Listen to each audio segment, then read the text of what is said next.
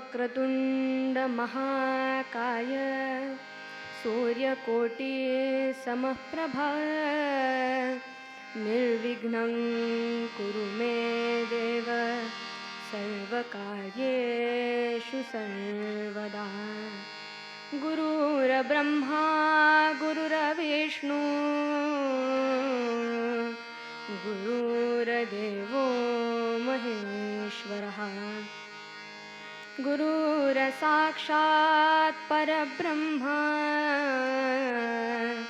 तस्मै श्री गुरवे नमः। शुकासारिखे पूर्णवैराग्य ज्यांचे वसिष्ठां परिज्ञानयोगेश्वरांचे कवी वाल्मिकां सारिखा मान्य ऐसा नमस्कार माझा सद्गुरु रामदासा। श्रोता वक्ता श्रीराम समर्थ जय जय रघुवीर समर्थ जय जय रघुवीर समर्थ।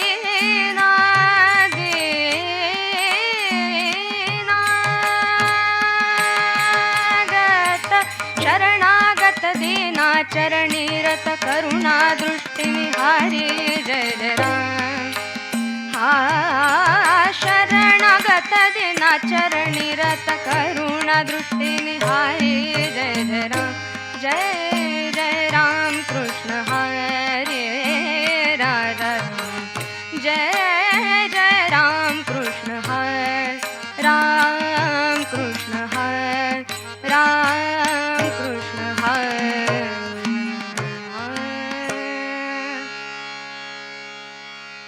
सद्गुरुनाथा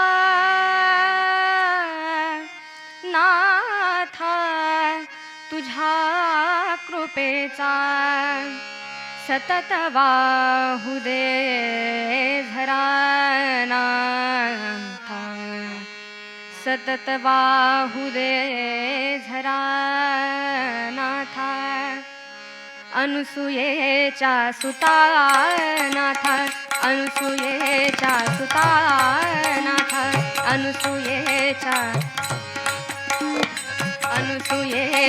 सुता नाथ तुझाच रे आसरा नाथ तुझाच रे आसरा नाथ सद्गुरुनाथा तुझ्या कृपेचा सद्गुरुनाथा तुझ्या कृपेचा सतत वाहू दे झरा नाथ सतत वाहू दे झरा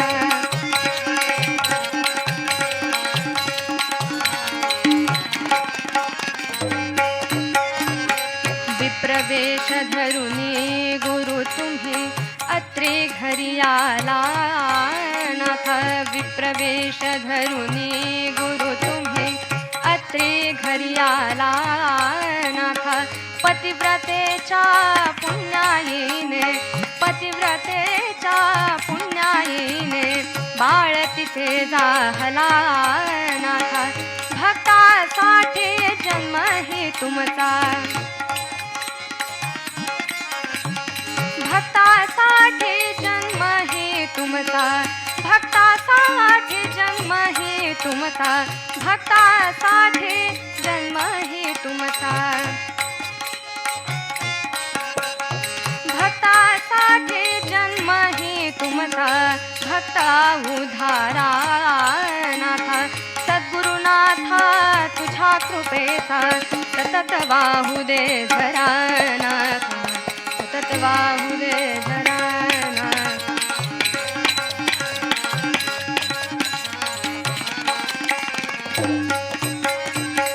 अन्न अल्प परी तुझ्या कृपेने सहस्र जन जेवले नाथ मूर्ख ब्राह्मणा भुवनेश्वरीला ज्ञान प्राप्त झाले नाथ अष्टरूपे हे दीपवाळीला अष्टरूपे हे दीपवाळीला दाविली शेषवरा नाथ सद्गुरुनाथा तुझ्या कृपेचा सद्गुरुनाथा तुझ्या कृपेचा सतत वाहू दे झरा नाथ सतत वाहू दे झरा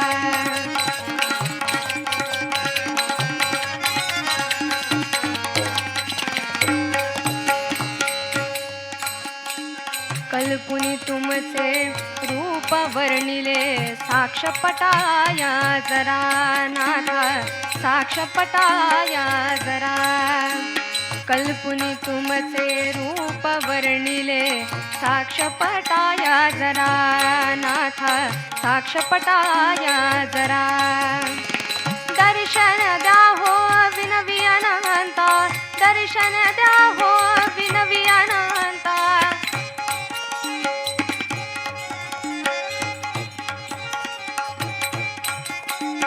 दर्शन द्या हो दर्शन द्या हो दर्शन द्या हो विनवी अनंता जोडून या पुले करा नाथा जोडून या पुले करा अंत नका हो मुळेच पाहू अंत नका हो मुळेच पाहू या हो या सत्वरा नाथा सद्गुरुनाथा तुझ्या कृपेचा सद्गुरुनाथा तुझ्या कृपेचा सतत वाहू दे झरा नाथा सतत वाहू दे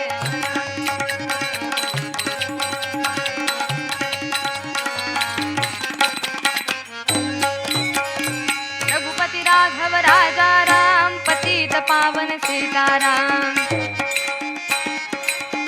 मोठ्याने आवाज येऊ द्या. रघुपती राघव राजा राम पतित पावन सीताराम. रघुपती राघव राजा राम पतित पावन सीताराम. रघुपती राघव राजा राम पतित पावन सीताराम. रघुपती राघव राजा राम पतित पावन सीताराम. रघुपती राघव राजा राम पतित पावन सीताराम. रघुपती राघव राजा राम पतित पावन सीताराम. रघुपती राघव राजा राम पतित पावन सीताराम. रघुपती राघव राजा राम पतित पावन सीताराम. राजाधिराज प्रभु रामचंद्र भगवान की, महारुद्र हनुमान की, राष्ट्रगुरु समर्थ रामदास स्वामी महाराज की, जगद्गुरु तुकाराम महाराज की जय.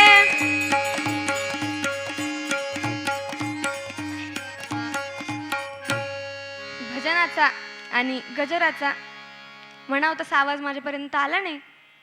मला वाटतं अर्धवट तुमच्या झोपा मोडलेल्या असाव्यात कीर्तनामुळे. पण ती पूर्ण मोडण्यासाठी, पूर्ण ती झोप जाण्यासाठी मोठ्याने एकदा गजर करा. राजाधिराज प्रभु रामचंद्र भगवान की, राष्ट्रगुरु समर्थ रामदास स्वामी महाराज की, पुंडलिक वरदा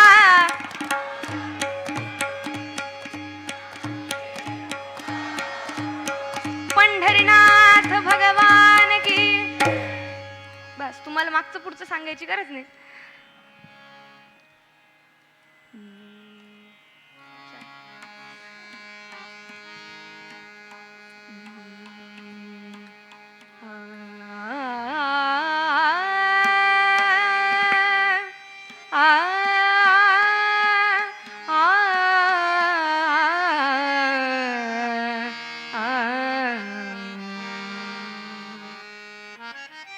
श्री गुरुचे चरण कंज हृदयी स्मरावे. श्री गुरुचे चरण कंज हृदयी स्मरावे. श्री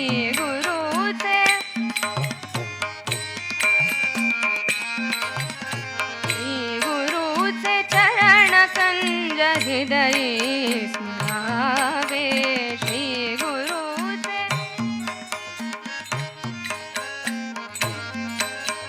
श्री गुरुचे चरण कंज हृदयी स्मरावे. निगम निखिल साधारण सुलभाहुने सुलभ बहु.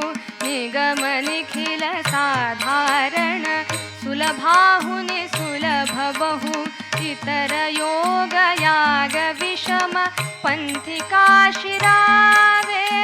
इतर योग याग विषम पंथिका शिरावे. श्री गुरुचे चरण कंज हृदयी स्मरावे. श्री गुरुचे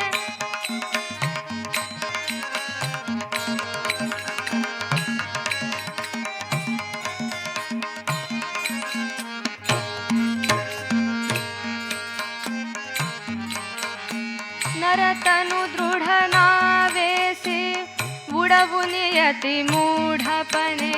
नरतनु दृढ नावेसी बुडवून यति मूढपणे.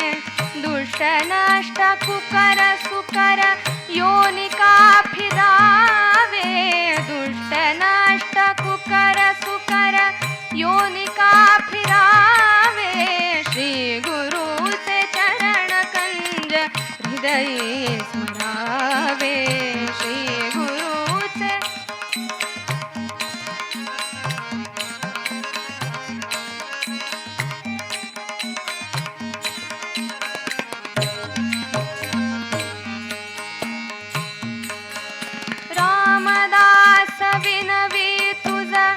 अजून तरी समजाऊ मज रामदास विनवी विनवी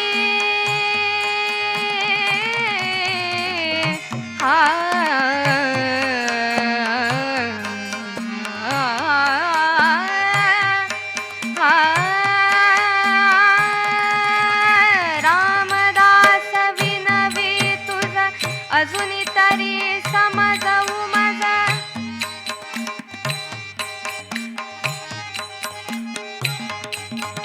रामदास विनवी तुझ अजून तरी समजाऊ मज विषय विष पिमुनिया फुकट काम रावे श्री गुरुचे चरण कंज हृदयी स्मरावे श्री गुरुचे चरण कंज हृदयी स्मरावे श्री गुरुचे चरण कंज श्री गुरुचे चरण कंज श्री गुरुचे चरण कंज हृदयी स्मरावे। सद्गुरुनाथ महाराज की जय जय रघुवीर।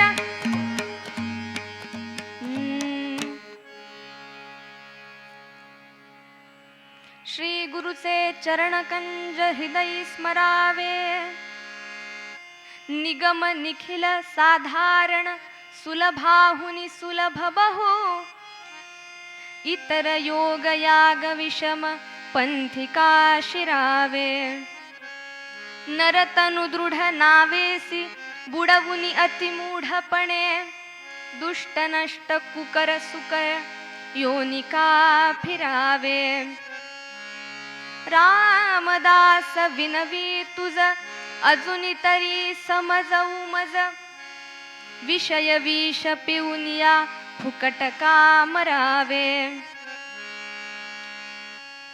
सगळ्यांच्या माहितीतला असा साधा सरळ पण खूप मोठा अर्थ सांगून जाणारा हा समर्थांचा अभंग आज निरूपणाला घेतलाय। बघा, सर्वप्रथम माझे दोन्ही माफ करा चारही साथीदार यांच्या चरणी नमस्कार करते। आपण सगळेही माझ्यापेक्षा ज्येष्ठ आहात, ज्ञानानेही वयानेही सगळ्याच गोष्टीने मोठे आहात। मी लहान आहे, पण तरीही सद्गुरूंच्या चरणी ही कीर्तन सेवा अर्पण करण्याची मला संधी मिळाली, माझं भाग्यच समजते। पण जर त्या समाजाचं म्हणजे 400 वर्षांपूर्वीच्या समाजाचं जर एकंदरीत वर्णन करायचं झालं तर कवींनी फार छान लिहिले। प्रबल यवन झाले होते वंद्य या महाराष्ट्रात, प्रबल यवन झाले होते वंद्य या महाराष्ट्रात, प्रबल यवन झाले। आक्रंदत होता धर्म परसत्तेच्या द्वारात, आक्रंदत होता धर्म परसत्तेच्या द्वारात, शौर्य धैर्य रुतले होते परदास्याच्या पंकात, ऐशा वेळी कल्याणी धीराची केवळ खाणी, श्री समर्थ सद्गुरुवाणी दुमदुमली हो सर्वत्र, जय जय रघुवीर समर्थ दुमदुमली हो सर्वत्र, जय जय रघुवीर समर्थ। असा तो भीषण काळ हिरव्या वरवंटाखाली सामान्य जनता चिरडून भरडून निघू लागली। अशातच यावनी राजवटींनी थैमान घातलं होतं आणि या परिस्थितीत भक्ती म्हणजे काय किंवा आपलं अंतिम ध्येय कुठलं हे सगळं लोक विसरून जात चालले होते। मंदिरात जायची सुद्धा लोकांना भीती वाटायची आणि जेव्हा जेव्हा समाज खरी भक्ती टाकतो, भक्तीमध्ये मूर्खपणा शिरतो, भक्तीमधील तेज निघून जाते, भक्तीमधील ज्ञानाचा पाया नाहीसा होतो, तेव्हा तेव्हा या जगात कोणीतरी महान पुरुष अवतार घेतात आणि तेजस्वी ज्ञाननिष्ठ भक्ती परंपरा उभी करतात। आजपासून 400 वर्षांपूर्वी असाच काळ आला होता आणि दिशाभूल झालेले हे सगळे लोक, यांना एकाच गोष्टीचा आसरा होता, ते म्हणजे समर्थांची वाणी। या समर्थांच्या वाणीने कित्येक लोकांना धर्मभ्रष्ट होण्यापासून वाचवले. समर्थांचे शिष्य सगळीकडे पसरलेले असायचे आणि स्वतः समर्थांनी भारत भ्रमण करून ही सगळी समाजाची दुर्दशा बघितली की अंतिम ध्येय हा समाज विसरून चाललाय. जीवाचं मुख्य लक्ष कोणतं, तर हे पटवून सांगण्यासाठी आणि त्यामध्ये सोपात सोपा मार्ग कोणता हे सांगण्यासाठी आजचा हा अभंग जणू समर्थांनी लिहिलेला असावा. कुठला सोपा मार्ग म्हणाले, काही नका करू म्हणे, फार अवघड गोष्टीत जायची गरज नाही. फक्त काय करा, श्री गुरुचे चरण कंजर हृदय स्मरावे. फक्त सद्गुरूंना शरण जा, काहीही करू नका. जर तुम्हाला अंतिम ध्येयापर्यंत पोहोचायचं असेल, त्या भगवंताला प्राप्त करायचं असेल, तर सद्गुरूंना शरण जा. कारण सद्गुरू वाचूनी सापडेना सोय, धरावे ते पाय आधी आधी. सद्गुरूंशिवाय सोय सापडत नाही. सोय म्हणजे काय हो? ही सोय म्हणजे परमार्थाचा मार्ग, ज्या मार्गावरून आपल्याला परमेश्वर प्राप्ती करून घ्यायची आहे, तो हा मार्ग. खरं मनुष्याचं ध्येय हेच आहे बरं का. माणसाचं ध्येय कुठलं, कशासाठी जन्म घ्यायचा, कशासाठी हा नरदेह, तर नरदेहाचे नी लागे वेगे, सार्थक करावे संत संगे, नीच योनी दुःख मागे बहुत भोगिले. हा नरदेह कशासाठी, तर तुकोबराय म्हणतात, तरीच जन्मा यावे दास विठ्ठलाचे भावे. तरच जन्म घ्या म्हणाले, जर भगवंताची भक्ती करायची असेल. नाहीतरी काय थोडी श्वान सुकरे बापुडी. मग कुत्र्या मांजरांमध्ये आपल्यामध्ये काही फरक राहिला का हो?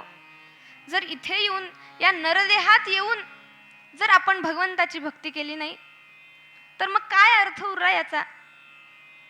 एकतर फार कष्ट घेऊन आपल्याला हा नरदेह मिळतो बरं का. काही कमी कष्ट घेतले नाहीत आपण. काय काय कष्ट घेतलेत? सर्वप्रथम 84 लक्ष योनी फिरून आलोत आणि मातेच्या गर्भामध्ये काय यातना होतात ते आज आपण सकाळी दासबोधामध्ये वाचले. काय त्या यातना समर्थ वर्णन करतात. बहु हिमपुटी होई जे माय पोटी, नको रे मना यातना तेची मोठी. निरोधे पचे कोंडिले गर्भवासी, अधोमुख रे दुःख त्या बाळकासी. जय जय रघुवीर. काय कमी यातना असतात का? त्या बाळाला त्या यातना सहन होत नाही, त्या जीवाला तो सगळा त्रास सहन होत नाही आणि मग तो परमेश्वराची प्रार्थना करायला लागतो. म्हणतो, देवा इथून एकदाचा सोडव बाबा, इथून सोडव, परत मी या पाशात गुरफटणार नाही, एकदा मला इथून बाहेर काढ.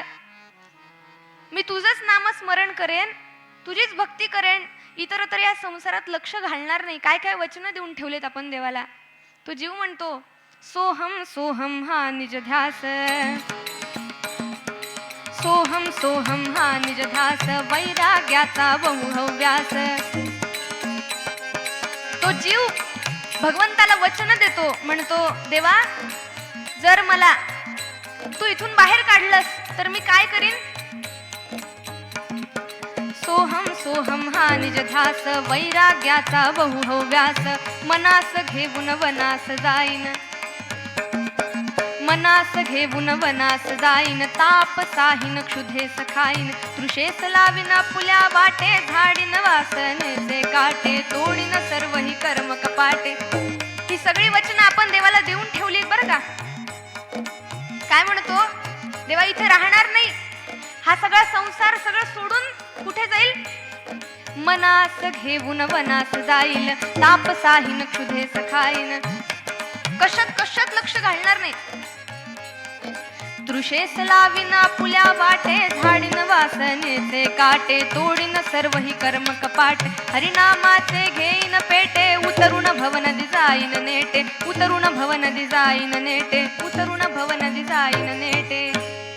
एवढे सगळे वचन आपण सगळ्यांनी देवाला देऊन ठेवलीत बरं का मातेच्या गर्भात असताना. आणि एकदा का देवाने बाहेर काढलं, आधी हा म्हणत असतो सोहम सोहम, आणि मग कोहम कोहम, लक्षातही राहत नाही, विसरून जातो. मग परत याचीच आठवण करून देण्यासाठी सद्गुरू संत आपल्याला सांगतात की बाबा रे, तुझा जन्म कशासाठी, तू कशासाठी इथे आलास, तर भगवत भजन कर, भगवत प्राप्ती कर, तुझ्या या इंद्रियांचा, या देहाचा वापर कर. हा नरदेह फार दुर्लभ सांगितला बरं का. दुर्लभंत्रयमेवैतत् देवानुग्रहेतुकं मनुष्यत्वं मुमुक्षत्वं महापुरुष संशयः. या 3 गोष्टी दुर्लभ सांगितल्यात. पहिली गोष्ट म्हणजे मनुष्यत्व, म्हणजे माणसाचा देह मिळणे ही मोठी दुर्लभ गोष्ट आहे. भगवंताच्या कृपेशिवाय या गोष्टी मिळत नाहीत. दुसरी दुर्लभ गोष्ट कोणती, तर मुमुक्षत्व, मोक्षाची इच्छा होणे किंवा भगवत प्राप्तीची इच्छा होणे, ही सुद्धा इच्छा कोणाच्याही मनात येत नाही बरं का. सहज उठून कीर्तनाला जाऊन बसावं, कथेला जाऊन बसावं असं कोणालाही नाही वाटत, कोणालाही नामस्मरण घडत नाही. त्याच्यासाठी सुद्धा काहीतरी सुकृत असावं लागतं. तेव्हा कुठे भगवंताचं नाव मुखाला येतं, कधीतरी कथा कीर्तन ऐकण्याची संधी मिळते. दुसरं म्हणजे मुमुक्षत्व सांगितलं. तिसरी गोष्ट कुठली सांगितली, तर महापुरुष संशय. हा संतांचा आश्रय, सद्गुरूंचा आश्रय, त्यांचा संग मिळणं फार दुर्लभ गोष्ट आहे. आणि खरं पाहिलं तर बघा, सध्या ह्या 3ही गोष्टी आपल्याकडे आहेत. पहिली गोष्ट आपल्याकडे आहे, हो की नाही. अहो माणसं आहोत आपण, मनुष्य देह मिळाला की नाही. पहिली गोष्ट आपल्याकडे आहे. दुसरी गोष्ट कुठली, मुमुक्षत्व, भगवंत मला मिळावा अशी प्रामाणिक इच्छा मला तरी वाटते तुमच्यामध्ये असेल.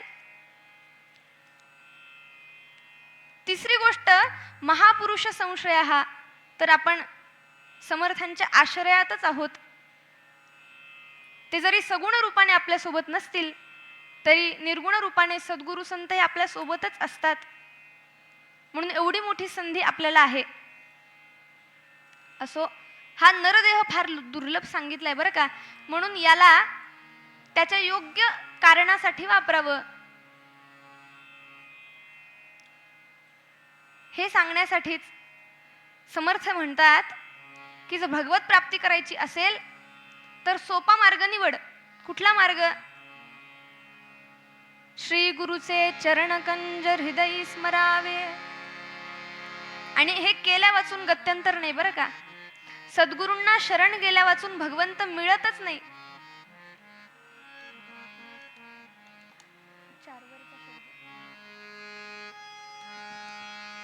अगदी आपल्या समोरचं उदाहरण आहे. सद्गुरु अनुग्रहा विना हरिला तो कठीण सर्वथा पटणे. गोरा संत परीक्षे मस्तकी हाणुनी सर्वथा पटणे.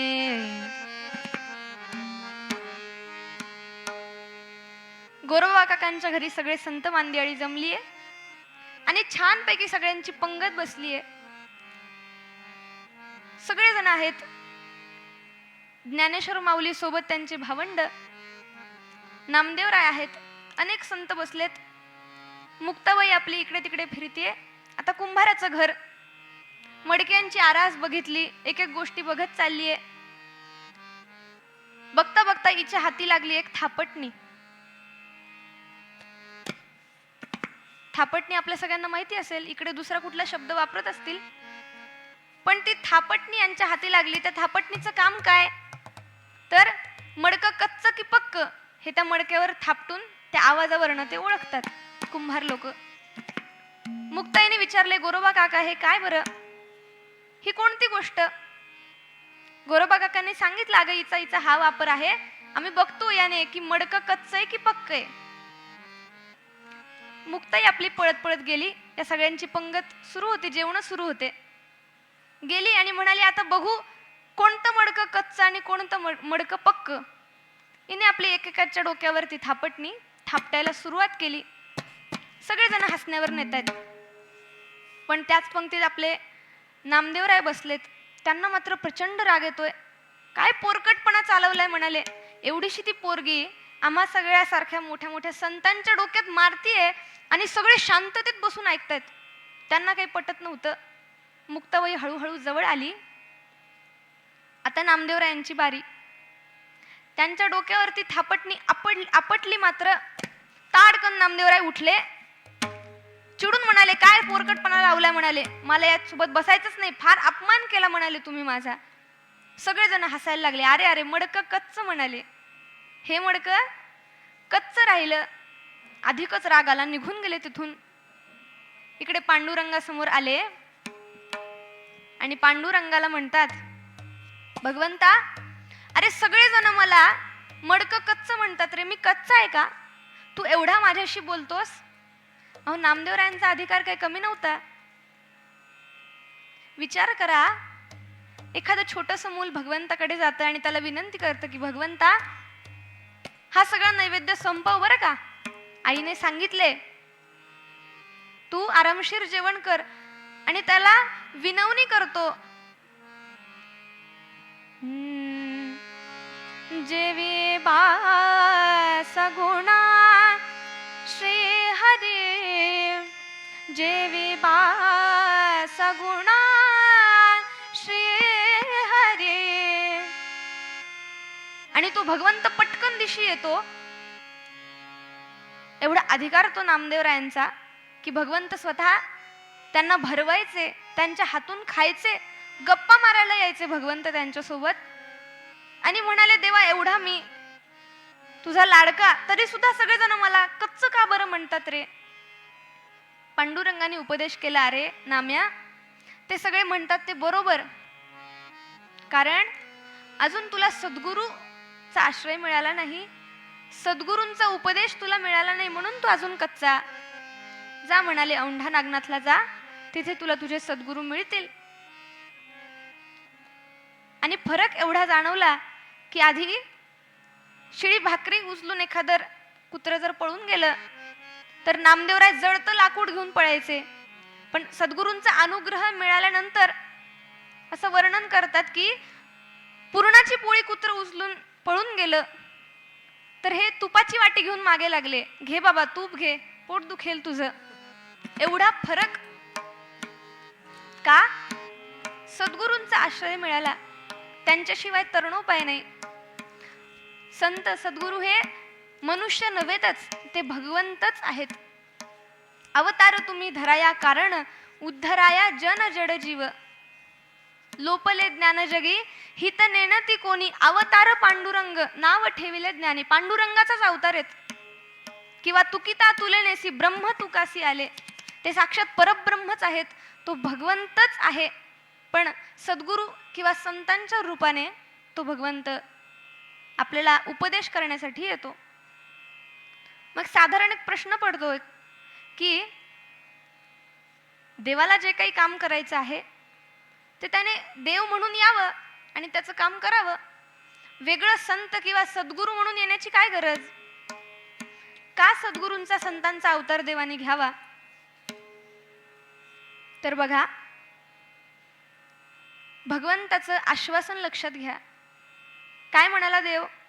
परित्राणाय साधूनां विनाशाय च दुष्कृतां धर्म संस्थापनार्थाय संभवामि युगे युगे. परित्राणाय साधूनां विनाशाय च दुष्कृतां. तो सज्जनांचं रक्षण करण्यासाठी आणि दुर्जनांचा संहार करण्यासाठी येतो. मग एकतर गोपिकांच्यासाठी येईल किंवा कंसासाठी येईल, एकतर हनुमंतासाठी येईल किंवा रावणासाठी येईल, प्रल्हादासाठी येईल किंवा हिरण्यकश्यप करता येईल. मग आपण यापैकी कोण? आपण हनुमंत की रावण? कळतंय का? आपण सज्जन आहोत का? हो तरी म्हणा, नाही तरी म्हणा, आपण सज्जन आहोत का? हो, छान छान. बघा, एकतर भक्ताकरिता भगवंत येईल किंवा दुर्जनांकरिता येईल. मग हनुमंत एवढे सज्जन आपण आहोत का हो? मग आपण दुर्जन आहोत का? आपण धड सज्जनही नाहीत, धड दुर्जनही नाहीत. आणि म्हणून उद्धराया जन जड जीव, इथं सज्जन दुर्जन नाही वापरला बरं का. साध्या जड जीवांना उद्धरण्यासाठी या सद्गुरूंचा अवतार आहे. ते भगवंत नाहीतच, माफ करा, ते मनुष्य नाहीतच, ते भगवंतच आहेत. कबीरजी म्हणतात,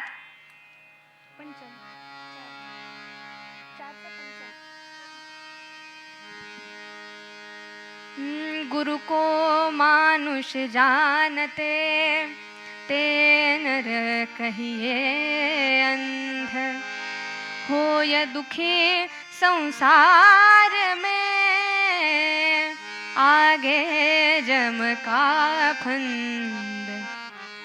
गुरु नारायण रूप है, गुरु ज्ञान को घाट, सद्गुरु वचन प्रताप सो, मन के मिटे उचार. भगवंतच सद्गुरूंच्या रूपाने अवतार घेतो. तुकोबराय म्हणतात, तुका म्हणे कैसे आंधळे हे जन, गेले विसरून खऱ्या देवा. म्हणून अशा या सद्गुरूंना शरण जायला सांगितले. हे सद्गुरू काय करतात तर आपण सारेखे करीती तात्काळ म्हटले. आपल्यासारखंच ते शिष्याला बनवतात.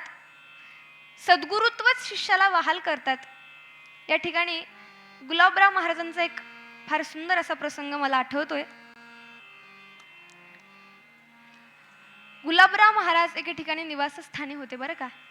आणि त्या गावात एक वेश्या राहत होती, तिचं नाव हिराबाई. ही हिराबाई, हिलाही इच्छा झाली की आपल्या या नगरीमध्ये कोणीतरी सत्पुरुष आलेत, त्यांच्याही आपण दर्शनाला जावं. पण जरा संकोच वाटला, म्हणून हिने आधी निरोप पाठवला की महाराज, मी तुमच्या दर्शनाला येऊ शकते का? गुलाबराव महाराज म्हणजे करुणेचा सागर, अनुमती दिली. हिराबाई आली आणि दुरूनच तिने महाराजांना नमस्कार केला. आणि तिच्या डोळ्यातनं आसव वाहत आली. ती करुण अंतःकरणाने प्रार्थना करू लागली, महाराज, तुमच्या या पवित्र जीवनाला बघून मला माझ्या जीवनाची घृणा येते हो. काहीतरी असं सांगा की ज्याने माझा उद्धार होईल. आतापर्यंत मी खूप पापकर्म केली, सगळं आयुष्य देह विक्रीत घातलं, पण आता माझा उद्धार कसं होईल एवढं सांगा. तुम्ही सांगाल ते मी करीन. गुलाबराव महाराजांनी आपल्या जवळची एक ज्ञानेश्वरी तिच्याकडे दिली आणि म्हणाले, तुला वाचता येतं का? जर वाचता येत नसेल तर या ज्ञानेश्वरीच्या प्रत्येक ओळीवर बोट ठेवून ज्ञानेश्वर माऊली, ज्ञानेश्वर माऊली असं म्हणत जा, तुझा उद्धार होईल. म्हणाले, जा. हिराबाई घरी आली आणि तिने आपला तो दिनक्रम ठरवला, ज्ञानेश्वरी घ्यावी. प्रत्येक ओळीवर बोट ठेवून ज्ञानेश्वर माऊली, ज्ञानेश्वर माऊली असं म्हणत चालावं. बरेच दिवस निघून गेले. काही काळाने हिचा अंतःकाळ जवळ आला, पण गुरुवाक्यावर पूर्ण विश्वास ठेवल्यामुळे आणि अशी साधना केल्यामुळे आपला अंतःकाळ जवळ आला हे हिला कळलं. आपल्या आप्तेष्टांना सांगितलं की ती ज्ञानेश्वरी माझ्या छातीवरती ठेवा, मला माऊलींचं तीर्थ पाजा. आणि ही ज्ञानेश्वर माऊली, ज्ञानेश्वर माऊली असं म्हणतच गेली बरं का. जेव्हा गुलाबराव महाराजांना ही गोष्ट कळाली तेव्हा गुलाबराव महाराजांच्या मुखातून एक श्लोक बाहेर पडला. गुलाबराव महाराज म्हणतात, अंतकाले च मामेव स्मरण मुक्त्वा कलेवरम यः प्रयाति समद्भावम याति नास्तत्र संशयः. अंतकाळी जो माझं स्मरण करतो त्याचा उद्धार मी निश्चित करीन, हे भगवंतांनी दिलेलं वचन आहे बरं का. पण बघा, या हिराबाईचा उद्धार कशामुळे झाला? तर विश्वासो गुरुवाक्येषु स्वस्मिन दिनत्व भावना. सद्गुरूंच्या वाक्यावर विश्वास ठेवून हिने त्यांनी दिलेली गोष्ट केली आणि म्हणून तिचा उद्धार झाला. बघा, मुख्य सत्शिष्याचे लक्षण सद्गुरु वचनी विश्वासपूर्ण अनन्य भावे शरण त्या नाव सत्शिष्य म्हणले. सत्शिष्य कसा असावा? तर सद्गुरूंच्या चरणी पूर्णपणे विश्वास, पूर्णपणे, आणि तो पण निष्काम निश्चळ विश्वास असा असायला हवा. ते सत्शिष्याचं लक्षण आहे. पण समर्थ म्हणतात फक्त सत्शिष्य असून चालत नाही.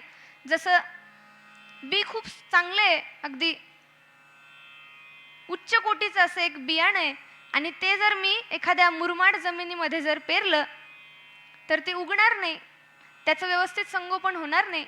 पण या उलट जर माती खूप चांगली असेल पण जर बीज उपजावलेलं नसेल तर ते उगेल का?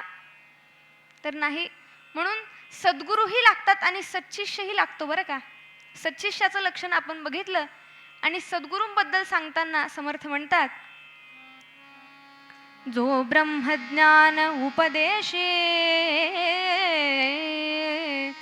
अज्ञान अंधार निरसे, जीवात्मा परमात्म्यासे ऐक्यता करी तो सद्गुरु.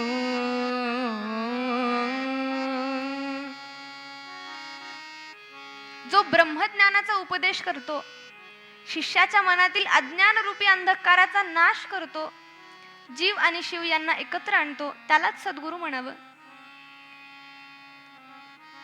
नाहीतर जे जे मन अंगीकारी ते ते स्वये मुक्त करी, तो गुरु नव्हे भिकारी झडे आला, असा गुरु काही कामीचा नाही म्हणाले.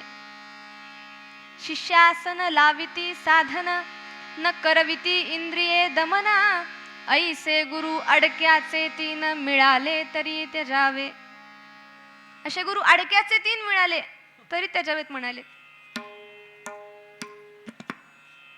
म्हणून असे सद्गुरु यांना शरण जावं आणि मग या संसाराच्या फेऱ्यातून मुक्तता ते आपल्याला देतील बरं का. आणखीन अनेक कारण समर्थांनी या अभंगात पुढे सांगितलेत की हा मार्ग सगळ्यात सोपा कसा, का बरं आम्ही हा मार्ग स्वीकारावा? तर निगम निखिल साधारण सुलभाहुनी सुलभ बहु, इतर योग याग विषम पंथिका फिरावे. सोपा असा मार्ग सांगितला हा. का? बाकीचे मार्ग कठीण आहेत, कर्माचरणात फार काठिण्य आहे, परत एखादी चूक झाली तर फार मोठा दोष लागतो. योग याग तप कर्मकांड यामध्ये अनेक खाचखळगे आहेत, ते काही साधारण आपल्या माणसाला जमणार नाही. प्रापंचिक माणसाला तर फार अवघड. म्हणून सोप्यातला सोपा मार्ग हा की सद्गुरूंना शरण जा. सद्गुरूची शरण जाय त्यासी ब्रह्म प्राप्ती होय. त्या परब्रह्माची प्राप्ती सद्गुरूंना शरण गेल्याखेरीज होणार नाही. बरं काय किमया आहे बघा. अगदी कुठल्याही पातळीचा माणूस सद्गुरूंना शरण गेला तरी त्याला ते त्यांच्या पातळीचं बनवतात. मगाशीच सांगितलं, आपणा सारिखे करीती तात्काळ. बघा तुकोबारा इथे लोह परिसाची उपमा देतात सद्गुरूंना. किंबहुना म्हणतात लोह परिसाची नसाहे उपमा सद्गुरु महिमा आघाताची. ही उपमा सुद्धा सद्गुरूंना देता येत नाही. का? तर बघा एक परीस नावाचा दगड असतो, असं ऐकलंय मी, काही बघण्यात आलं नाही अजून. पण असा एक दगड असतो म्हणे की ज्या दगडाचा स्पर्श लोखंडाला झाला की त्या लोखंडाचं सोनं होतं, असा हा दगड. पण या परिसाची सुद्धा उपमा सद्गुरूंना देता येत नाही. का? तर हा जो दगड परीस नावाचा हा दगड लोखंडाला फक्त सोनच करतो, परिस्त करत नाहीत ना. पण सद्गुरू हे शिष्याला आपलं सद्गुरुत्व बहाल करतात. त्याच्यात आणि त्यांच्यामध्ये आणि त्या शिष्यामध्ये काहीच फरक राहत नाही. याचं अगदी समोरचं उदाहरण आहे आपल्या सगळ्यांच्या ऐकण्यातलं. ते म्हणजे आपण सहज जाता येता म्हणतो की वाल्याचा वाल्मिकी झाला. आपल्याकडे प्रसिद्ध हे वाक्य. या वाल्मिकींचं मूळ नाव रत्नाकर बरं का. यांना रत्नाकर दस्यू म्हणायचे. दस्यू म्हणजे डाकू. महर्षी वाल्मिकी मुळात प्रचेतांचे पुत्र.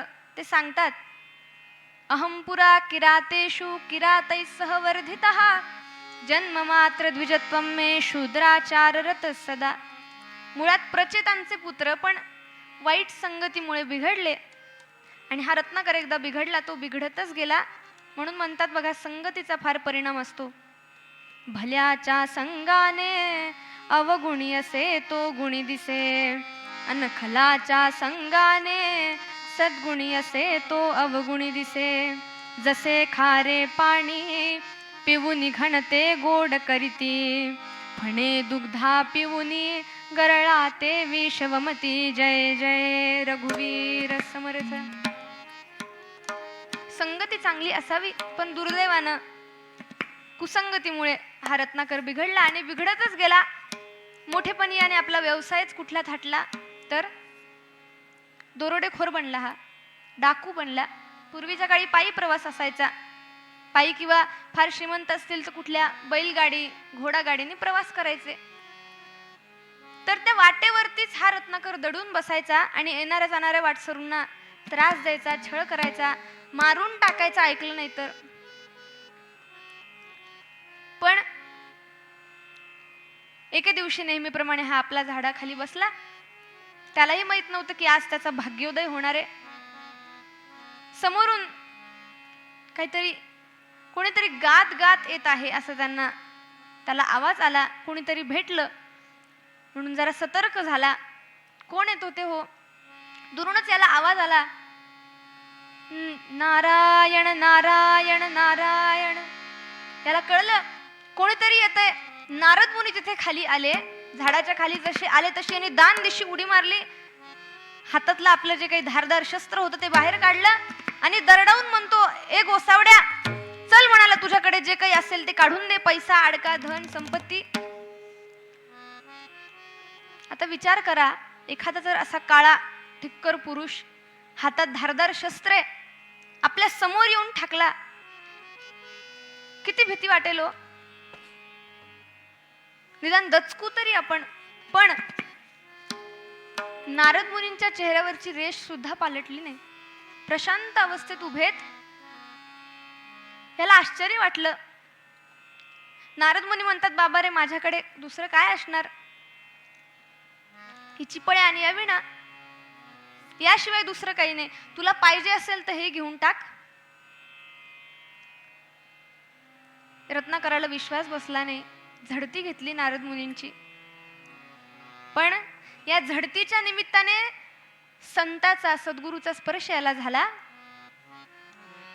याला प्रश्न पडले. म्हणाला, का हो, तुम्हाला भीती कशी वाटत नाही? आतापर्यंत अनेक लोक मी बघितली, पण एकही मला व्यक्ती असा भेटला नाही की असा तुमच्यासारखा शांत उभा आहे. दोनच प्रक्रिया मी बघितल्या, प्रतिक्रिया. की पहिली प्रतिक्रिया म्हणजे मला घाबरायचे, आणि दुसरी म्हणजे ज्यांना स्वतःच्या ताकदीवर विश्वास आहे ते माझा प्रतिकार करायचे. नारद मुनी म्हणाले, अरे मला कशाची भीती? जगाचं संचालन करणारा तो भगवंत, त्याचा मी दास. मला कुणाची भीती वाटत नाही. मी पुण्याच्या मार्गी आहे. मी पापकर्म करीत नाही, म्हणून मला भगवंताची काही भीती नाही. आणि तो भगवंत माझ्या सोबत आहे म्हणून मला कुणाची भीती नाही. आता हा रत्नाकराला हे सगळे एवढे मोठे प्रश्न पडले का? तर कधीच याने हे शब्द ऐकलेले नव्हते.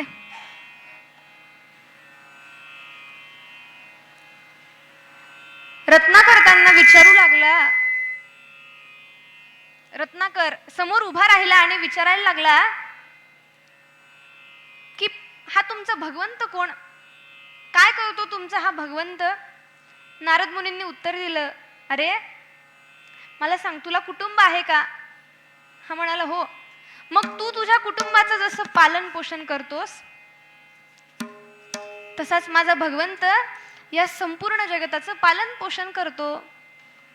तो पुण्य मार्गाला असणाऱ्या लोकांच्या नेहमी पाठीशी असतो आणि जे पापकर्म करतात त्यांना शिक्षा देतो. आता हे 2 शब्द याच्या नवीनच ऐकण्यातले. म्हणाला, पाप म्हणजे काय, पुण्य म्हणजे काय? नारद मुनी म्हणाले, परोपकाराय पुण्याय पापाय परपीडनम. दुसऱ्यांची मदत करणे, परोपकार करणे, थोडक्यात चांगले वागणे, चांगलं कर्म करणे म्हणजे पुण्य, आणि दुसऱ्यांचा छळ करणे, त्यांना त्रास देणे म्हणजे पाप. आता हळूहळू जरा याचा चेहरा गंभीर व्हायला लागला. मग तुमचा तो भगवंत पाप करणाऱ्या व्यक्तींना शिक्षा देतो का हो? नारद मुनी म्हणाले, अरे हो, जे पाप करतात, कुकर्म करतात त्यांना त्याची शिक्षा मिळतेच, आणि ही शिक्षा फार भयंकर असते बरं का. काही लोक ते इथेच भोगतात आणि काही लोक मृत्यूनंतर ते भोगतात. आता याला भीती वाटायला लागली, कारण पापच एवढं केलेलं होतं. केवढं पाप याचं, तर एका व्यक्तीला मारावं आणि एक छोटासा खडा एका मोठ्या रांजणात टाकावा, असे 7 रांजणं याची भरली होती. किती? 7. विचार करा किती.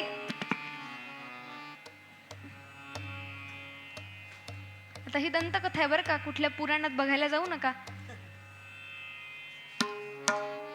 भीती वाटायला लागली. याने युक्तिवाद काढला. म्हणाला, मी जे काही करतो ते माझ्या घरच्यांच्यासाठी करतो, त्यांचं पालन पोषण करण्यासाठी करतो, मग तेही माझ्या पापाचे वाटेकरी असतील ना? नारद मुनी म्हणाले, अरे बाबा, असं कुणी कुणाच्या पापाचा वाटा घेत नसतं. कुणी कुणाच्या पापाचा वाटा घेत नसतं. हे सगळे फक्त सुखासाठीच असतात. बहु सोयरे धायरे मृत्यू लोकी, परी संकटी एक नाही विलोकी. सुखा लागी जे सर्व येती मिळोनी, पण विपत्ती काल येताची जाती पळोनी, असं यांचं असतं. हा म्हणाला, नाही नाही, तुम्हाला माहित नाही. म्हणाले, महाराज, माझे आई वडील माझ्यावर खूप प्रेम करतात, माझी बायको माझ्यावर खूप प्रेम करते, माझे मुलंही मला फार जीव लावतात, ते नक्कीच माझ्या पापाचा वाटा घेतील. नारद मुनी म्हणाले, तुला हवं असेल तर विचारून ये बाबा. घरी गेला, विचारलं, सगळ्यांनी उत्तर दिलं. म्हणाले, आम्ही तुमच्या पापाचे वाटेकरी नाहीत. तुम्ही जे आमच्यासाठी करत होता ते सगळं तुमचं कर्तव्य होतं, त्यात आम्ही तुमच्या पापाचे वाटेकरी कसे झालो? कटू शब्द ऐकले आणि तसाच नारद मुनींकडे परतला. आता रस्त्याने चालता चालता एक एक गोष्ट डोळ्यासमोर येते की कसं आपण लोकांना मारलं. कोणी म्हणत होता, अहो मला मारू नका, माझ्या मुलीचं लग्न आहे, ऐकलं नाही. कोणी म्हणत होतं, माझ्या मुलाला मारू नका. कुणाची आई ओरडायची, कुणाची बायको ओरडायची, पण मी कुणाचीच गोष्ट ती ऐकली नाही आणि सगळ्यांना क्रूरपणे एखाद्या हिंस्त्र शापदासारखं सगळ्यांना मारत गेलो. पण आता माझ्या घरचेच, ज्यांच्यासाठी मी हे सगळं केलं, तेच सगळे या पापाचे वाटेकरी व्हायला तयार नाहीत. खाडकन डोळे उघडले याचे. नारद मुनींकडे आला, साष्टांग नमस्कार घातला. म्हणाला, आता तुम्हीच काय तो मार्ग सांगा. नारद मुनी म्हणाले, अरे बाबा, काळजी करू नकोस, माझा भगवंत खूप दयाळू आहे, तू त्याला शरण जा आणि त्याचं नामस्मरण कर, राम राम राम असा जप कर म्हणाले. पण या रत्नाकराच्या मुखी राम नामच येईना. बहुत सुकृताची जोडी म्हणून विठ्ठली आवडी. देवाचं नाव मुखी यायला सुद्धा पूर्वजन्मीचं पुण्य असावं लागतं. राम हे नाव त्याच्या काही मुखी येईना. मग नारद मुनी म्हणाले, ठीक आहे म्हणाले, मरेच जप सर्वदा, मरा मरा असा जप कर. तिथेच बसला. त्याचा तो जप सुरू झाला. त्या मरामराचं रामराम कधी झालं हे कळलं नाही. 12 वर्ष उलटून गेली आणि त्याच मार्गाने जेव्हा नारद मुनी परत येत होते तेव्हा बघितलं की त्या जागेतील प्रत्येक गोष्टीतून एकच स्पंदन बाहेर निघतंय, म्हणजे राम राम राम राम. आसपास जरा बघितलं आणि लक्षात आलं की याच ठिकाणी 12 वर्षापूर्वी आपण एका आपल्या शिष्याला इथे बसवलं होतं. आणि बघत बघत गेले तर एका वारुळातून तो आवाज येत होता. वारुळाला संस्कृतमध्ये वल्मिक हा शब्द आहे बरं का. आणि त्या वारुळातून यांचा पुनर्जन्म झाला महर्षी म्हणून. आधी हा दरोडेखोर होता म्हणून उठा महर्षी वाल्मिकी म्हणून आवाज दिला. स्वतः नारद मुनी हे महर्षी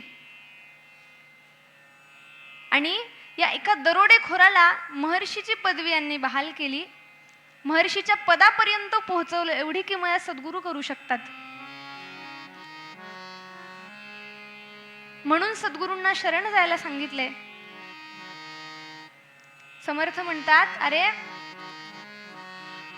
या नरदेहासाठी एवढे कष्ट घेतलेस, कष्ट करून हा नरदेह भेटला, तरी सुद्धा नरतनु दृढ नावेसी बुडवुनी अति मूढपणे दुष्ट नष्ट कुकर सुकर योनी का फिरावे.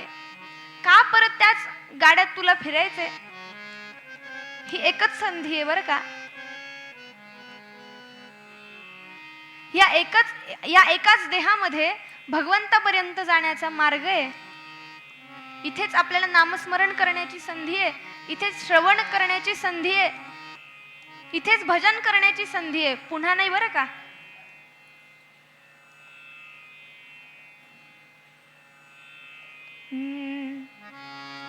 दिन गेले भजना वीण सारे, दिन गेले. काय वर्णन केले? बालपणा रमण्यात गमविला, यौवनात धन लौकिक प्यारे.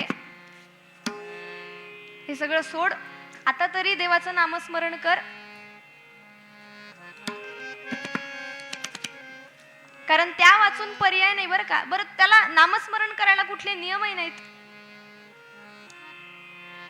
विषय ओघात आला म्हणून सांगते की या हरीच्या भजना वाचून, भगवंताच्या नामस्मरणा वाचून, त्याच्या भजना वाचून एकही क्षण घालवू नये असं म्हणतात. एकही क्षण घालवू नये.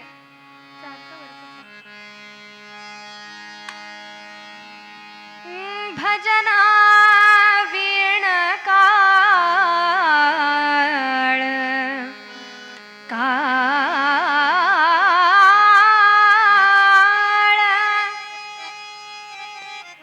हरी भजना वीण काळ घालवू नको रे. हरी भजना वीण काळ घालवू नको, हरी भजना वीण काळ घालवू नको रे. हरी भजना, हरी भजना वीण काळ घालवू नको रे. भजना वीण काळ घालवू नको.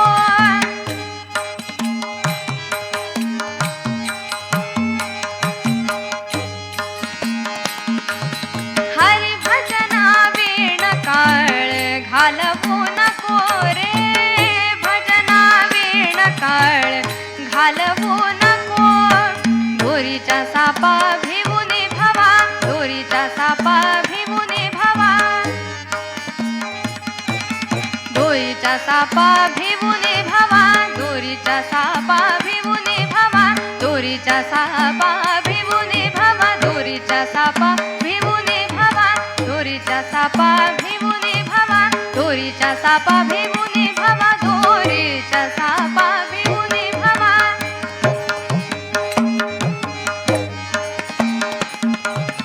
दोरीच्या सापा भिवुनी भवा, भेटी नाही जीवा शिवा, भेटी नाही जीवा शिवा.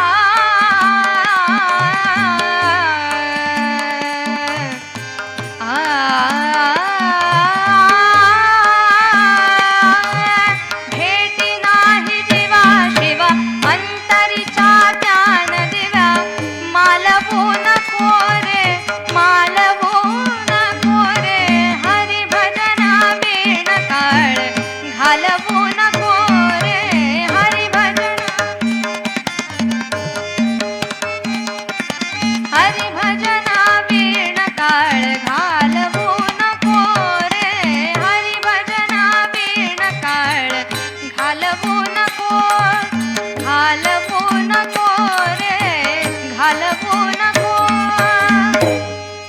भगवंताच्या नामस्मरणाशिवाय एकही क्षण घालू नका म्हणाले. का तर संधी इथंच आहे, फक्त याच जन्मात करू शकतो. नवे नवे इंद्रियांचं कामच हे आहे. एकेका इंद्रियाला काहीतरी काम वाटून दिले. ती कुठली कामं?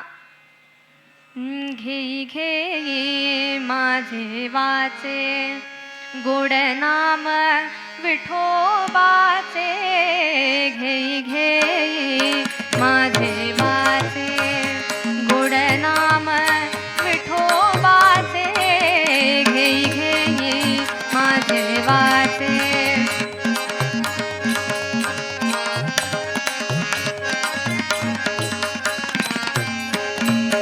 डोळे तुम्ही धार सुख, डोळे तुम्ही धार सुख. पहा विठोबाचे मुख, पहा विठोबाचे मुख. घेई घेई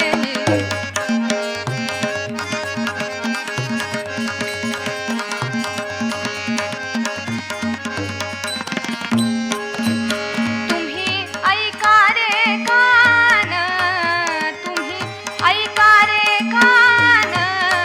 कानाचं काम कोणतं? तर काय ऐकायचं सांगितलंय कानाला?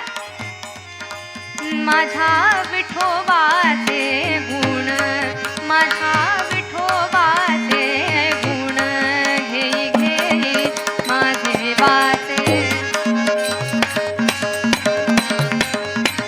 घेई घेई माझे वाचे, माझे वाचे, माझे वाचे.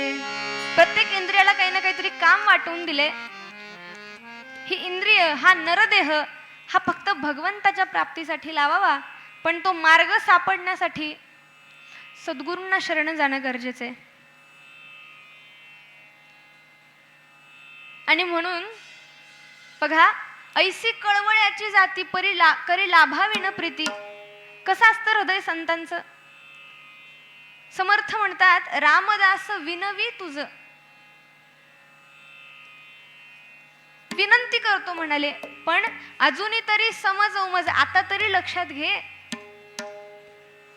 मागचं काय झालं ते असू दे, पण आता तरी लक्षात घे.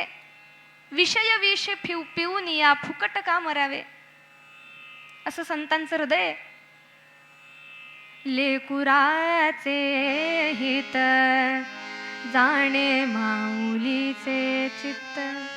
ऐसी कळवळ्याचे जाते करीला भाविण प्रीती. कळवळून म्हणतात समर्थ, रामदास विनवी तुझ, अजूनही तरी समज उमज. हे विषय विष पिऊन फुकट हा नरदेह वाया घालवू नको, कारण हे विषच आहे. बघा,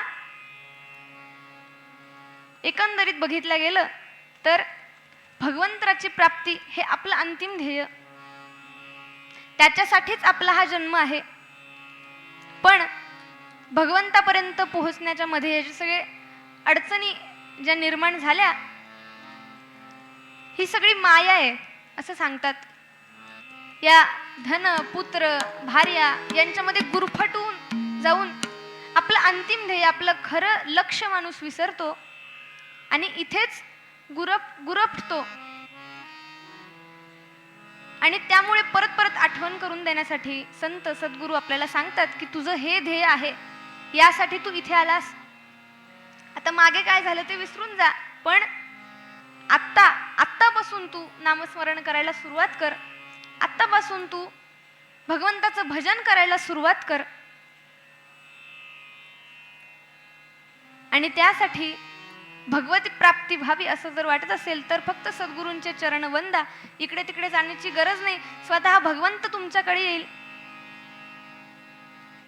गुरुचरित्रामध्ये फार सुंदर कथा आहे,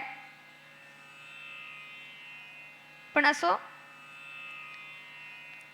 वेळ आपल्याकडे कमी आहे, आख्यानाचा भाग जरा मोठा आहे, म्हणून या अभंगाचा सारांश थोडक्यात सांगते की ध्येय प्राप्तीकरिता आपलं ध्येय कुठलं?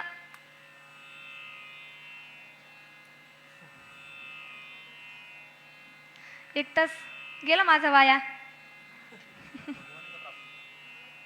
आपलं ध्येय कुठलं बरं?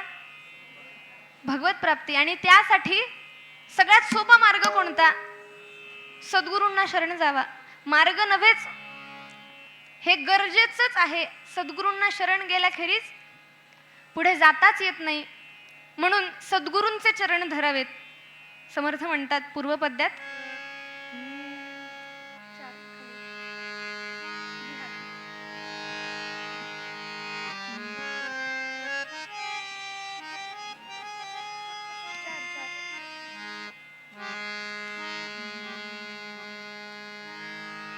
श्री गुरुचे चरण कंज हृदयी स्मरावे.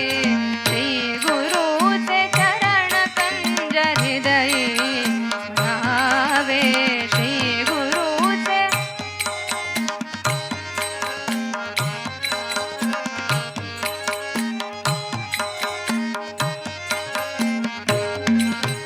निगम निखिल साधारण सुलभाहुनि सुलभ बहु. निगम निखिल साधारण सुलभाहुनि सुलभ बहु. इतर योग याग विषम पंथिका शिरावे. इतर योग याग विषम पंथिका शिरावे. श्री गुरुचे चरण कंज हृदयी स्मरावे.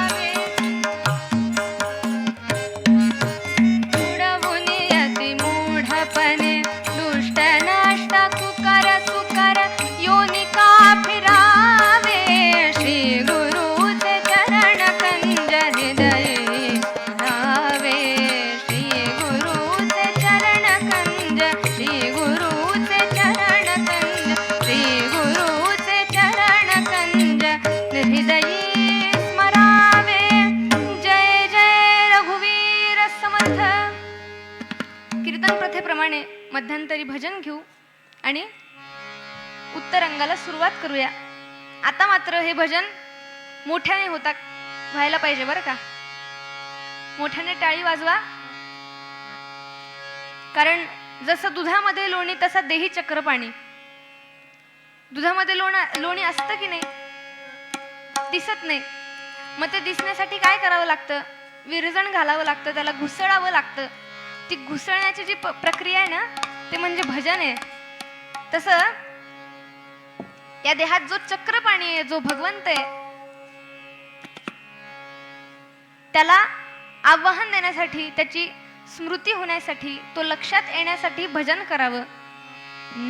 रघुपती राघव राजा राम पतित पावन सीताराम.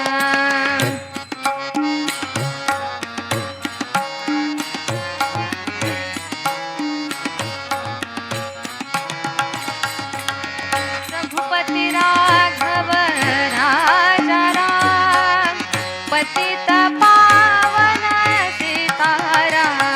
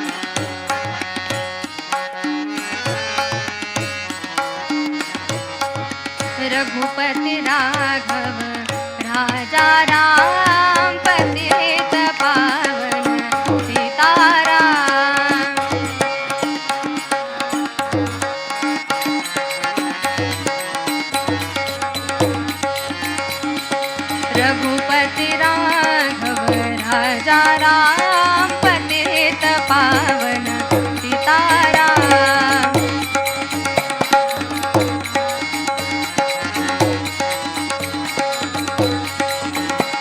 राजाधिराज प्रभु रामचंद्र भगवान की, सद्गुरुनाथ भगवान की जय जय रघुवीर।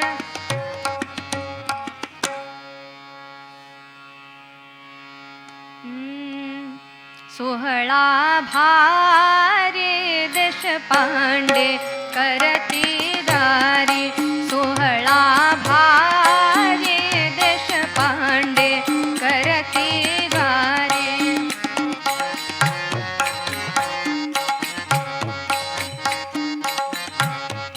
सोहळा भारी देशपांडे करती द्वारी, मुख कमळा पाहुनी तनयेचे, दुःख हि हरले शतजन्माचे, आनंदाश्रू माता पिताचे, सुख परिवारे देशपांडे करती द्वारी। सोहळा भारी देशपांडे करती द्वारी। बघा,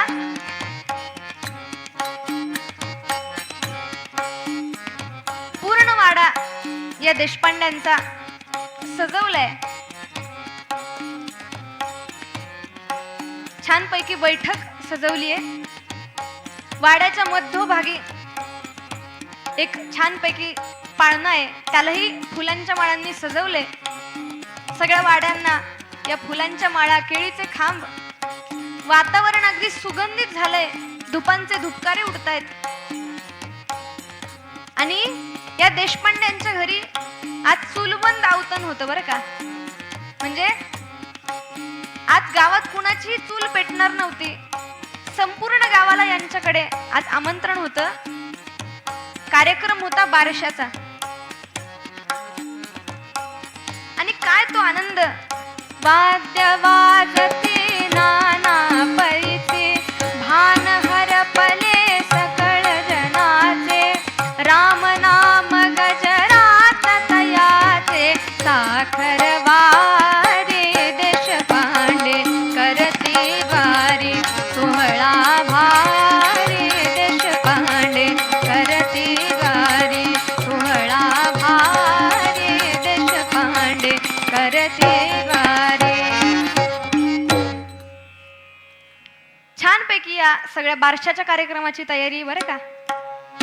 सगळ्या सुवासिनी तिथे एक एक जण येत आहेत। कोण हे देशपांडे? कुणाच्या मुलीच्या बारशाचा कार्यक्रम होता?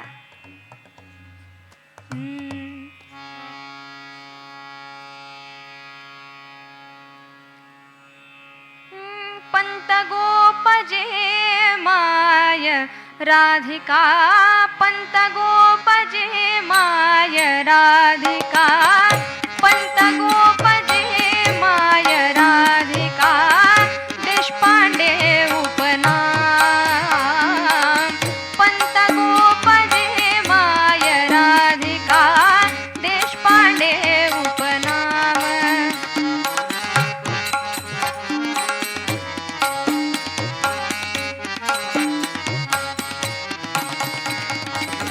पंत गोप जे माय राधिका, देशपांडे उपनाम। शेती मोठे गोधन मोठे, शेती मोठी गोधन मोठे, ज्योतिष विद्या धाम राम, ज्योतिष विद्या धाम।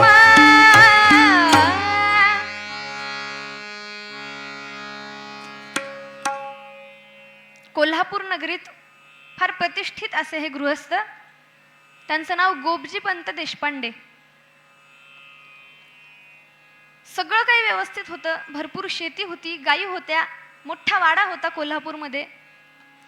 यांच्या घरामध्ये पिढ्यानुपिढ्या चालत आलेली रामोपासना होती, आणि या सगळ्याला अनुसरून त्यांची पत्नी राधिकाबाई या सुद्धा अगदी समजूतदार, शांत आणि आध्यात्मिक वृत्तीच्या होत्या. यांच्या संसारामध्ये सुखाची अशी कुठली कमतरता नाही असं नाही. शिवाय यांच्याकडे नेहमी कुठल्या ना कुठल्या ग्रंथाचं वाचन सुरू असायचं, म्हणून 5-25 मंडळी यांच्या घरी नेहमी असायची. सगळं काही व्यवस्थित होतं, पण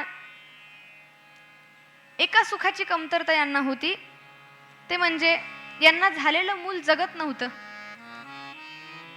खूप उपास तापास झाले, नवसही झाले, उद्यापन झाली, पण हे एवढी खंत मात्र राहिलीच. पण आज रामरायाच्या कृपेने ही सुद्धा त्यांची एक जी संसारातली जी अडचण होती, हे जे एक दुःख होतं ते दूर झालं. आणि यांची ही छोटीशी कन्यका, तिचं नाव वेणा असं ठेवण्यात आलं बरं का. या वेणाच्या येण्याने सगळ्यांना आनंद झाला, फक्त गोपजी पंतांना आणि राधिकाबाईंना नाही किंवा त्यांच्या कुटुंबियांना नाही, तर सगळा गाव सुखावला. आणि म्हणून हा एवढा बारशाचा थाट. सुवासिनींनी त्या वेणाला पाळण्यात घातलं आणि सगळ्या जणी अंगाई गीत गायला लागल्या. बाळा जो जोगे लडी बाळे, सुंदर तव हे चाळे, जो जविता तुझला वेल्हाळे, भरून येते डोळे, बाळा जो जोगे. आपल्या त्या गोजीरवाण्या लेकीकडे राधिकाबाई दिवसभर बघत बसायला. सगळ्या बायका आल्या, त्याही बघत बसायच्या. अशी गोजीरवाणी ही वेणा. बाळा जो जोगे तुची उमासशी, सावित्री हर्षे भरली धरत्री, जागविसी जग हे दिन रात्री, लक्ष्मी शोभसी दात्री, बाळा जो जोगे. प्रार्थिन मी प्रेमे रघुनाथा, देई जला ममता, करी घ्या धरणीचे कल्याण, जोवरी देई प्राण, सुखवी सर्व जना, दुःख हरुना हेची करी साधन, बाळा जो जोगे, बाळा जो जोगे, बाळा जो जोगे.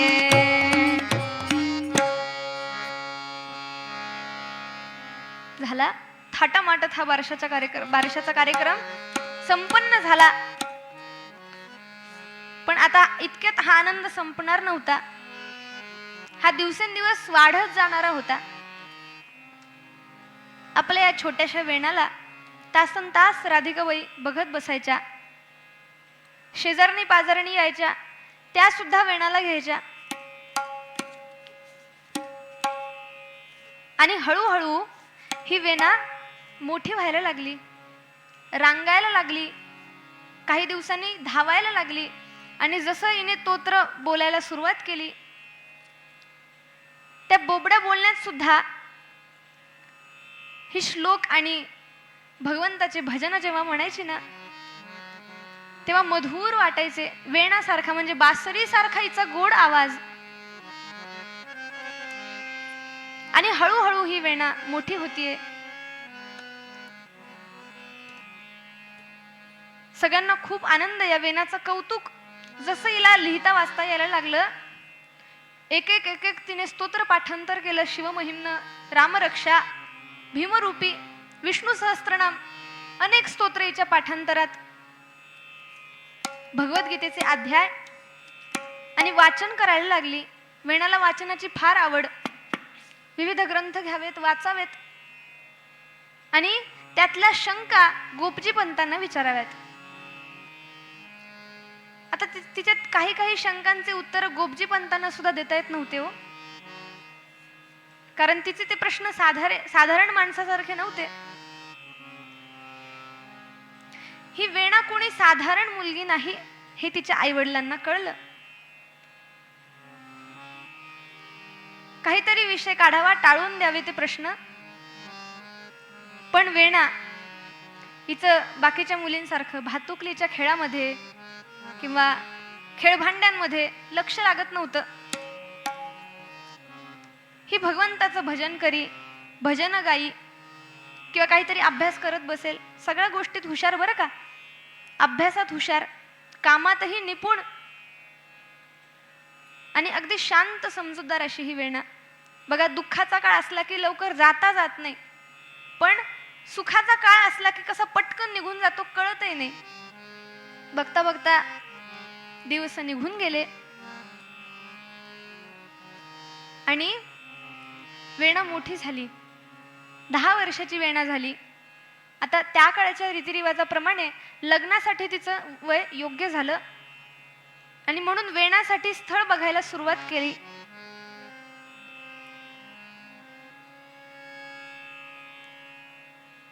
स्थळ हिच्यासाठी एक पसंत करण्यात आलं. स्थळ कुठलं होतं ते स्थळ बघितलं आणि राधिकाबाईंना सुद्धा खूप आनंद झाला. मिरजेहून एक सुंदर असं स्थळ वेण्यासाठी आलं.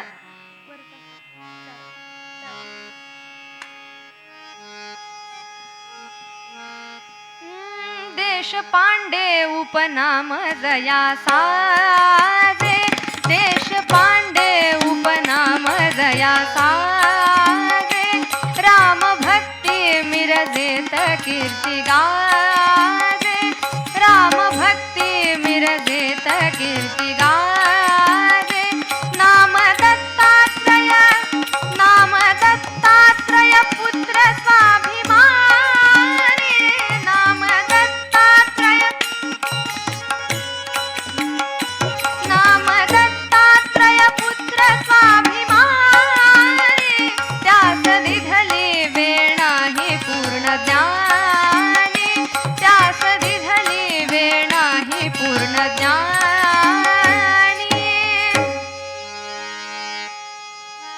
मिरज येथील देशपांड्यांचं स्थळ वेणाला आलं होतं. त्यांचा मुलगा दत्तात्रय, वय वर्ष 16.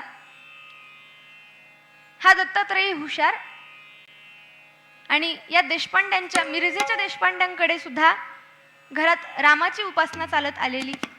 सात्विक असं हे कुटुंब, श्रीमंत ही भरपूर होती. असं हे स्थळ वेण्यासाठी आलं आणि ते स्थळ पक्क करण्यात आलं. सगळ्यांना आनंद झाला. आता 10 वर्षाची ही वेणा, काहीच माहित नव्हतं लग्न म्हणजे काय, संसार म्हणजे काय. कळलं एवढंच हिला की आपलं घर सोडून आपल्याला दुसरीकडे जायचे. हिच्याच वयाच्या हिच्या मैत्रिणी, यांचं काम काय, आता या दिवसभर वेणाच्याच वाड्यात गमू लागल्या बरं का. का, यांचा एकच धंदा, वेणाजवळ येऊन बसायच्या आणि तिला चिडवायच्या. काय म्हणून, काय बाई तव थाट नोवऱ्याचा, काय बाई तव थाट नोवऱ्याचा, काय बाई तव थाट नोवऱ्याचा, दिसे मदना परिरूप गुणसार, दिसे मदना परिरूप गुणसार, त्याची वेणा होणार महाराणी, त्याची वेणा होणार महाराणी. काय बाई म्हणाले, तू तर आम्हाला विसरून जाशील, तू आता श्रीमंत घरची सून होणार, नोकर चाकर असतील आजूबाजूला, आम्हाला विसरून जाशील. त्याची वेणा, त्याची वेणा, त्याची वेणा होणार महाराणी, दास दासी सेवेत सिद्ध पाण, दास दासी सेवेत सिद्ध पाण. काय बाई, काय बाई, काय बाई, चिडवायला काही फार रस वाटत नव्हता.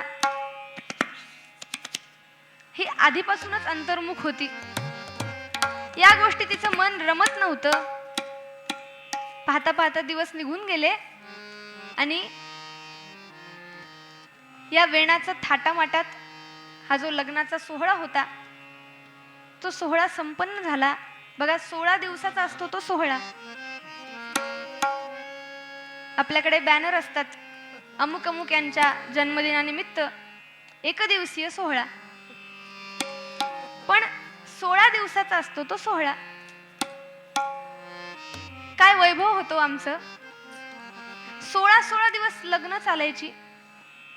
16 दिवसावरनं 8 दिवसावर आली, 8 दिवसावरनं 4 दिवसावर आली, 2 दिवसावर आली आणि आता पाहायचंच काम नाही. सकाळी धामधूम, दुपारी टामटूम, संध्याकाळी सामसूम. झालं आपलं लग्न. पण या वेणाच्या लग्नाचा सोहळा होता आणि छानपैकी तो थाटामाटात लग्न. आता लाडाची लेक म्हणून थाटामाटात तिचं लग्न केलं आणि वेणा सासरी आली.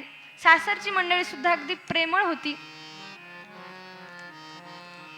आणि लवकरच हिने सगळ्यांचं मन जिंकून घेतलं. प्रेमळ आणि अगदी लाघवी अशी ही वेणा. आणखी पुरेपूर ओळखही सासरच्या मंडळींची व्हायची होती. तेवढ्यात काही रीतिरिवाजाप्रमाणे हिला माहेरी पाठवलं आणि वेणा माहेरी आली. 2च दिवस झाले असतील माहेरी राहून. तेवढ्यात एके दिवशी पहाटे पहाटे तातडीचा निरोप आला मिरजेवरून. तो टांगेवाला आला आणि म्हणाला, तुम्हाला तात्काळ बोलवले आणि छोट्या मालकांची तब्येत फार बिघडली, म्हणाले तुम्हाला बोलवले, सुनबाईंना सुद्धा घेऊन चला. हा निरोप ऐकला मात्र सगळ्यांचे चेहरे गंभीर झाले आणि काहीतरी झालंय, काहीतरी दुःखद घटना घडलीये हे कळून चुकलं. राधिकाबाईंच्या डोळ्यातनं सारखे अश्रू वाहत आहेत. पटपट आवरावर केली, त्या टांग्यामध्ये बसल्या.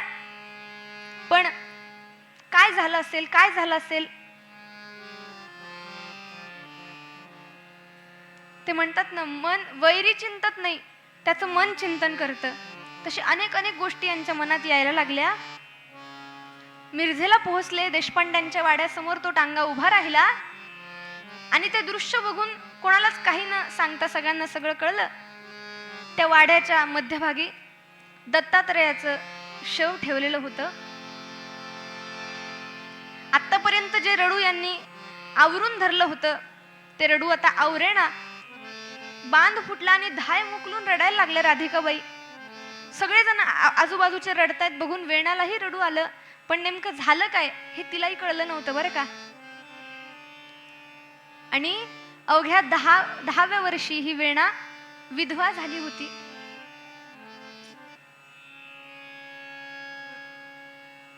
झालं काय होतं तर हा दत्तात्रय पट्टीचा पोहणारा बरं का, पण त्या दिवशी विहिरीत पोहायला गेला आणि गाळामध्ये अडकून त्याचा प्राण गेला. पण हे एवढं मोठं दुःख आता वेणावर आले, तिला त्याची कल्पनाही नाही. झाले काही दिवस निघून गेले. वेणा आता सासरी आहे. दत्तात्रयाच्या निधनापासून अनेक प्रश्न हिच्या मनात सारखे फिरतायत. पण हे प्रश्न विचारावेत कोणाला. सगळेजण दुःखाने मुलूल झालेत. आता वेणाच्या आई वडिलांना आणि सासू सासऱ्यांना एकटी वेणा आधार होती. वेणाने सगळी कामं करावीत. सकाळी लवकर उठावं, सडा संमार्जन करावा, शेणगोटा करावं, गाईंच्या धारी काढाव्यात आणि घर आवरावं, सासू सासऱ्यांची सेवा करावी, धुणं भांडी, देवपूजा. आणि एवढं सगळं काम करून सुद्धा दुपारच्या वेळी थोडंसं अंग टाकते असं नाही बरं का. नामस्मरण करायची किंवा एखादा ग्रंथ वाचून घ्यायची. असे अनेक दिवस निघून गेले. वेणाच्या मनात मात्र त्या दत्तात्रयाच्या निधनापासून जे सगळे प्रश्न आहेत ते तसेच खेळत आहेत. साधारण तिला प्रश्न पडले की सगळे म्हणतात आपला नवरा गेला, पण तो तर समोरच झोपलाय, मग तो गेला कुठे? जर त्याचा देह इथे तर मग तो देह नव्हता का? आणि अशा या विचारानेच, अशा या सारख्या चिंतनाने अधिकच अंतर्मुख झाली आणि अनेक ग्रंथ वाचायला लागली. कुणाशी बोलत नव्हती फार. 21 वर्षाची वेणा आता झाली. खूप काळ निघून गेला. पूर्वीच्या काळी फार बंधनं असायची. वेणाने कुठेही बाहेर कीर्तनाला, प्रवचनाला गेलं की लोकांनी नावं ठेवावीत. विनाकारण असतात. प्रत्येक समाजामध्ये काही असे टवाळखोर लोक असतात. यांनी नावं ठेवावीत, पण वेणाला काही त्यांच्यापासून फरक पडत नव्हता. हिचं आपलं साध्वीसारखं, तपस्विनीसारखं हे जीवन सुरू होतं. आणि एके दिवशी दुपारच्या वेळी वेणा बसलीये अंगणामध्ये. सूर्याची किरण अंगणात पडतायत.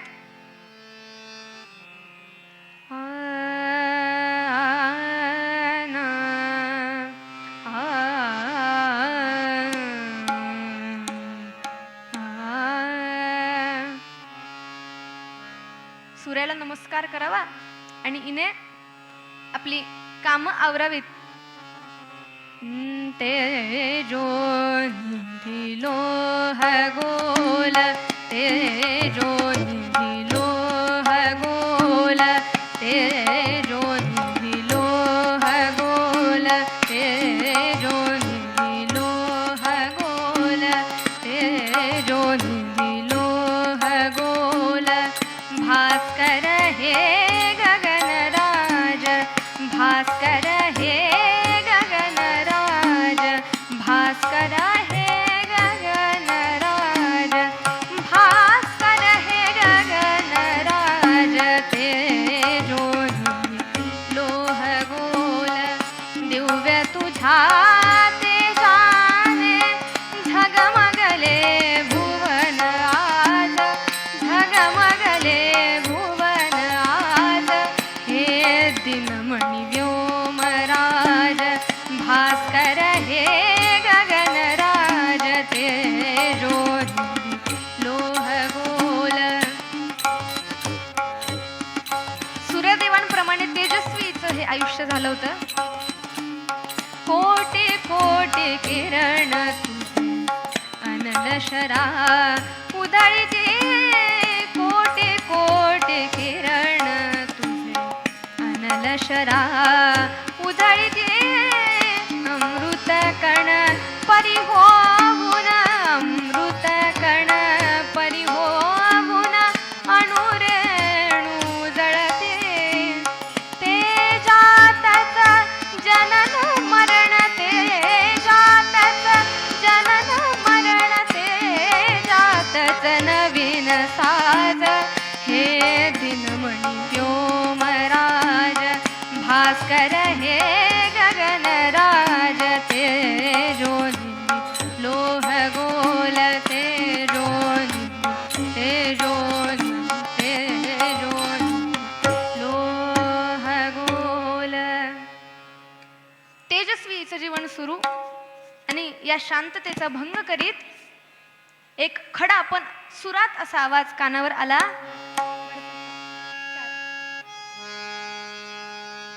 अहिल्या शिळा राघवे मुक्त केली, पदी लागता दिव्य होवून गेली. जया वर्णिता सिणली वेदवाणी, नुपेक्षी कदा रामदासाभिमानी. जय जय रघुवीर. थांबा, हा भिक्षा आणते म्हणून सासूबाई स्वयंपाकघरात गेल्या. आणि वेणाने वरती बघितलं तर दृष्टीस एक मूर्ती पडली, जणू की हनुमंतच समोर उभे आहेत. काय त्यांचं वर्णन?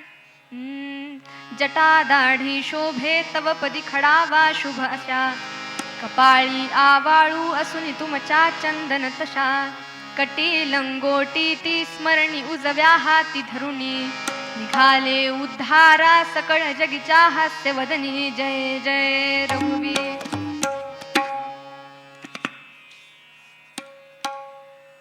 समर्थांना हिने बघितलं, प्रत्यक्ष समर्थ तिथे आले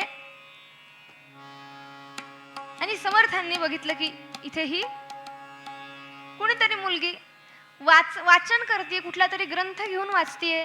प्रश्न केला समर्थांनी, आता बघा बरं का,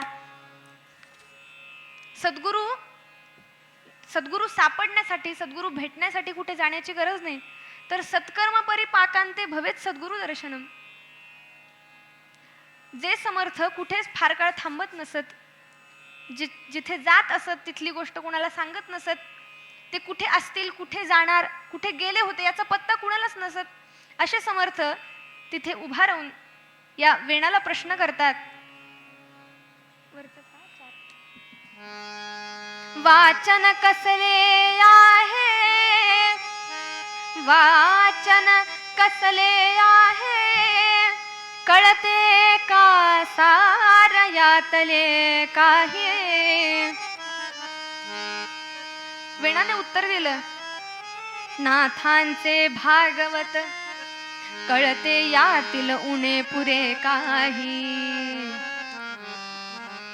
काय करावी महाराज, काय करावं, थोडं फार कळतं पण खूप शंका आहेत मनीच्या, असंख्य शंका मनीच्या.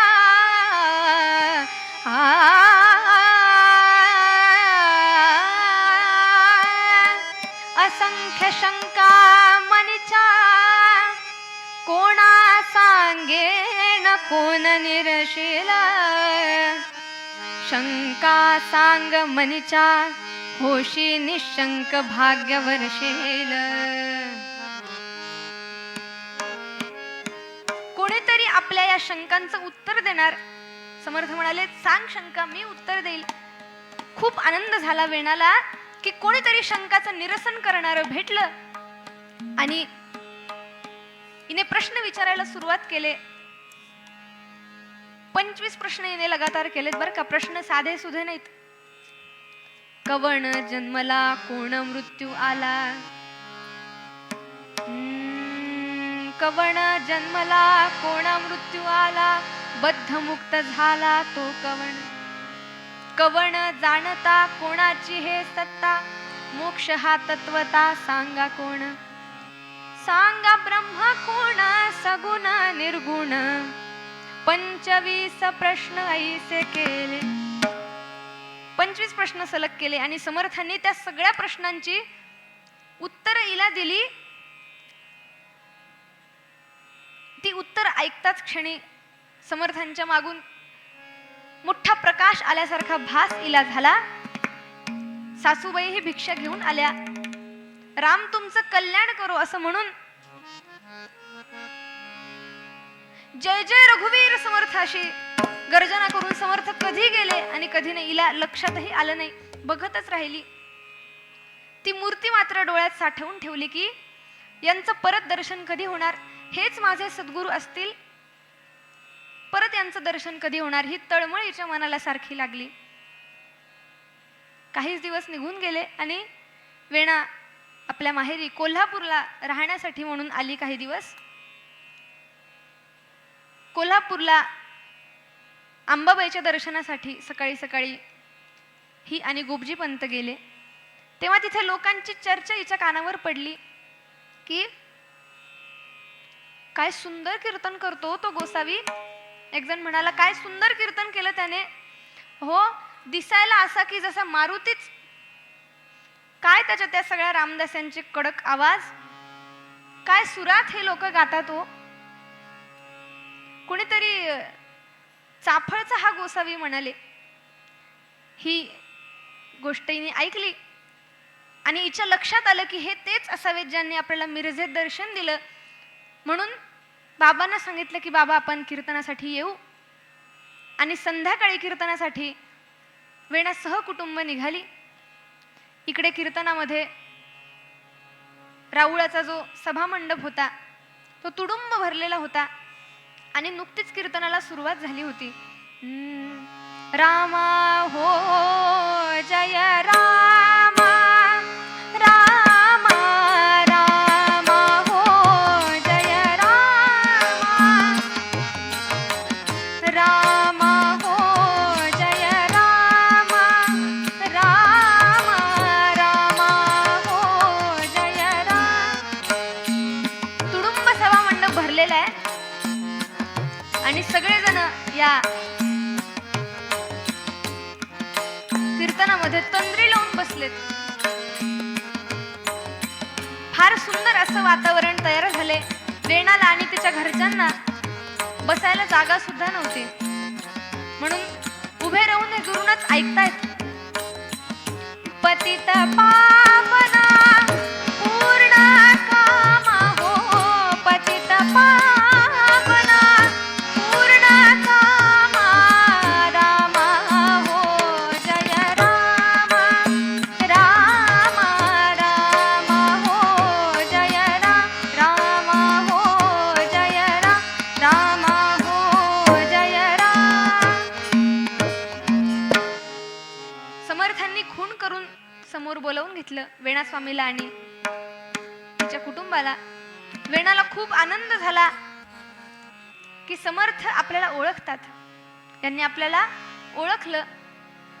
संपूर्ण कीर्तन हिने ऐकलं आणि कीर्तनाच्या शेवटी गोपजी पंत आपल्या कुटुंबासह समर्थांकडे गेले, नमस्कार केला समर्थांना आणि म्हणाले, महाराज, आम्हा सगळ्यांना तुमचा अनुग्रह प्राप्त व्हावा अशी फार इच्छा आहे. आमच्या घरी कधी याल? समर्थ म्हणाले, श्रींच्या मनात येईल तेव्हा नक्कीच.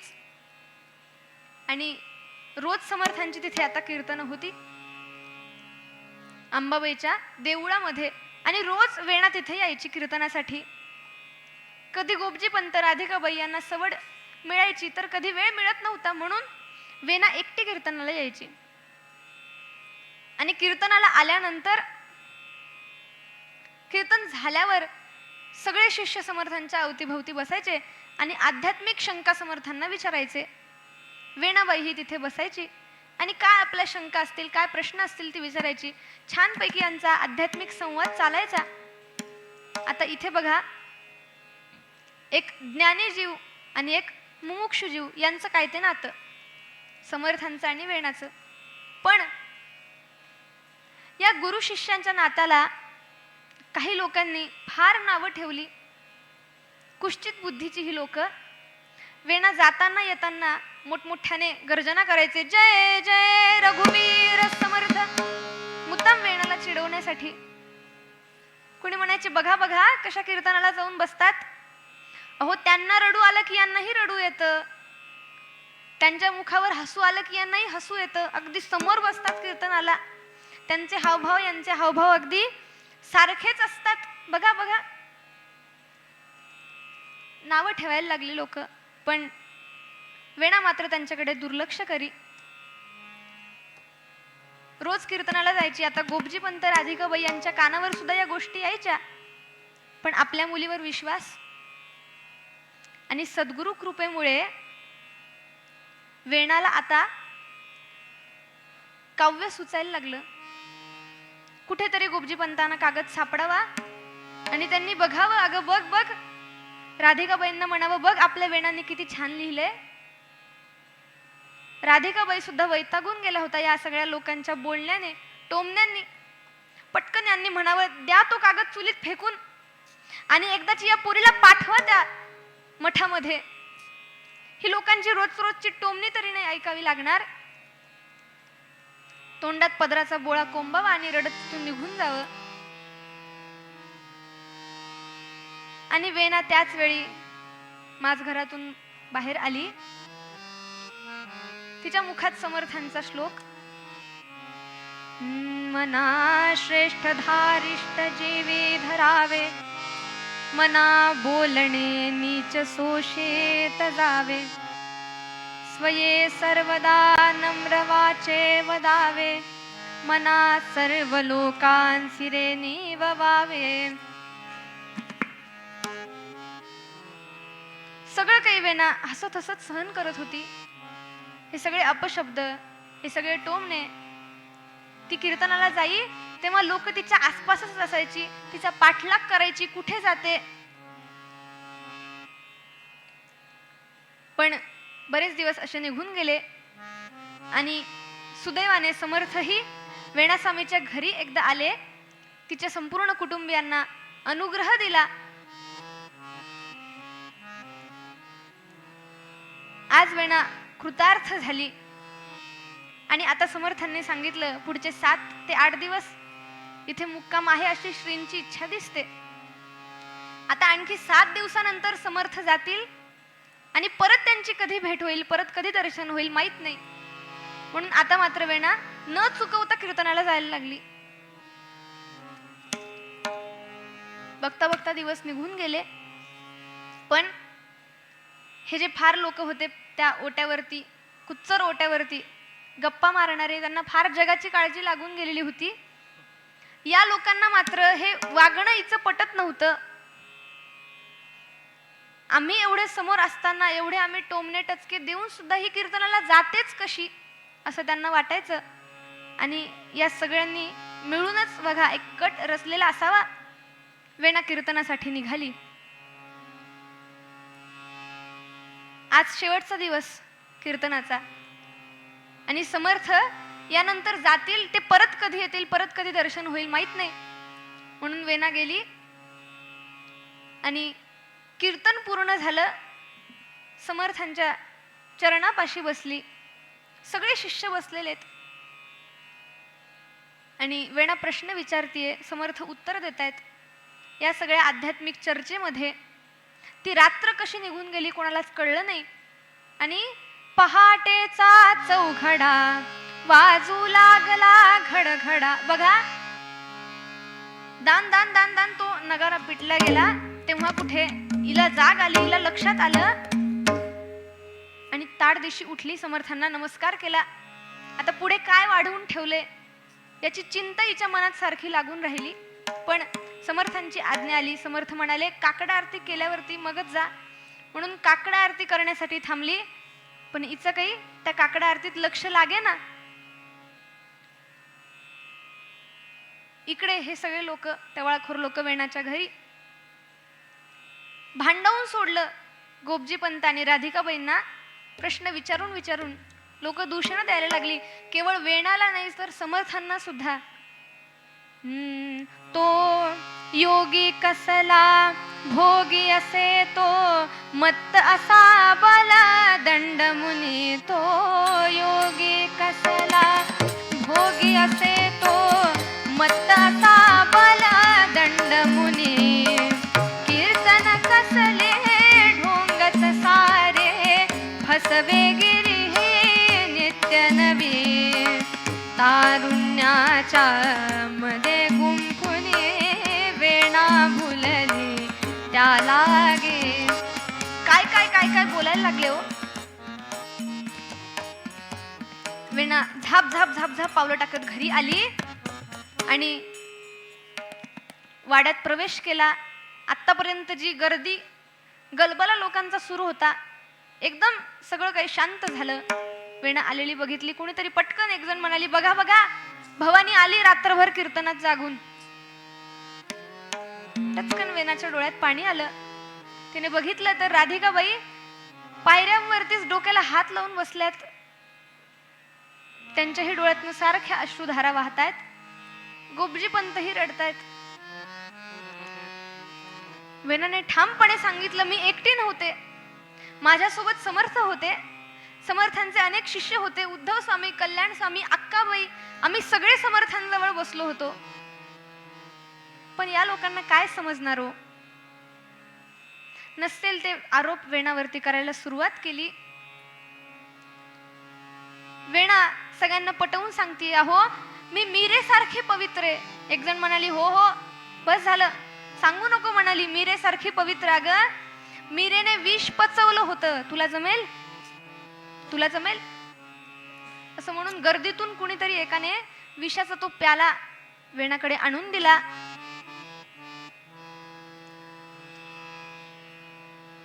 समर्थांवरची दूषणं नष्ट करण्याचा हाच एक मार्ग वेणाला दिसला. मला लोक नाव ठेवतायत याबद्दल तिला काहीही वाटत नव्हतं, पण माझ्यामुळे माझ्या सद्गुरूंना दूषण देतायत, त्यांना नको नको ते अपशब्द बोलतायत, हे काही वेणाला पटत नव्हतं. गाठ गाठ गाठ गाठ ते विष पिऊन टाकलं आणि वेणा कळकळून प्रार्थना करते भगवंताला की देवा, भगवंता, तूच एकटा माझा आता प्राण आधार आहेस, तुझ्याशिवाय मला कोणी नाही. श्रीरामा समर्थ सद्गुरुराया, वेळ का दवडितावाया. डोळ्यासमोर हिच्या ते मीराबाईचं चित्र उभं राहिलं. कळवळून प्रार्थना करते भगवंताला की भगवंता ये, आणि श्रीराम जय राम जय जय राम हा जप तिने सुरू केला. त्या विषाच्या प्रभावाने कोसळून पडली खाली आणि गौरवर्ण असलेली ही वेणा काळी ठिक्कर पडली. सगळ्यांना आता दरदरून घाम फुटला. हे काय झालं? राधिकाबाई रडायला लागल्या, पण काहीच क्षणात वेणा पुन्हा उठून उभी राहिली. तो सगळा काळा ठिक्कर रंग निघून गेला आणि आधीपेक्षा जास्त तेजस्वी दिसायला लागली. दग्धम दग्धम पुनरपि पुनः कांचनम पीतवर्णम. सोन्याला जेवढं भट्टीत पेटवताना तेवढं ते अधिक चमकतं, तशी वेणा अधिकच तेजस्वी दिसायला लागली. आणि आता मात्र सगळ्यांना भीती वाटायला लागली की आपण एका तपस्विनीला हा एवढा सगळा त्रास दिलाय. देवाची भीती या सगळ्यांना वाटायला लागली.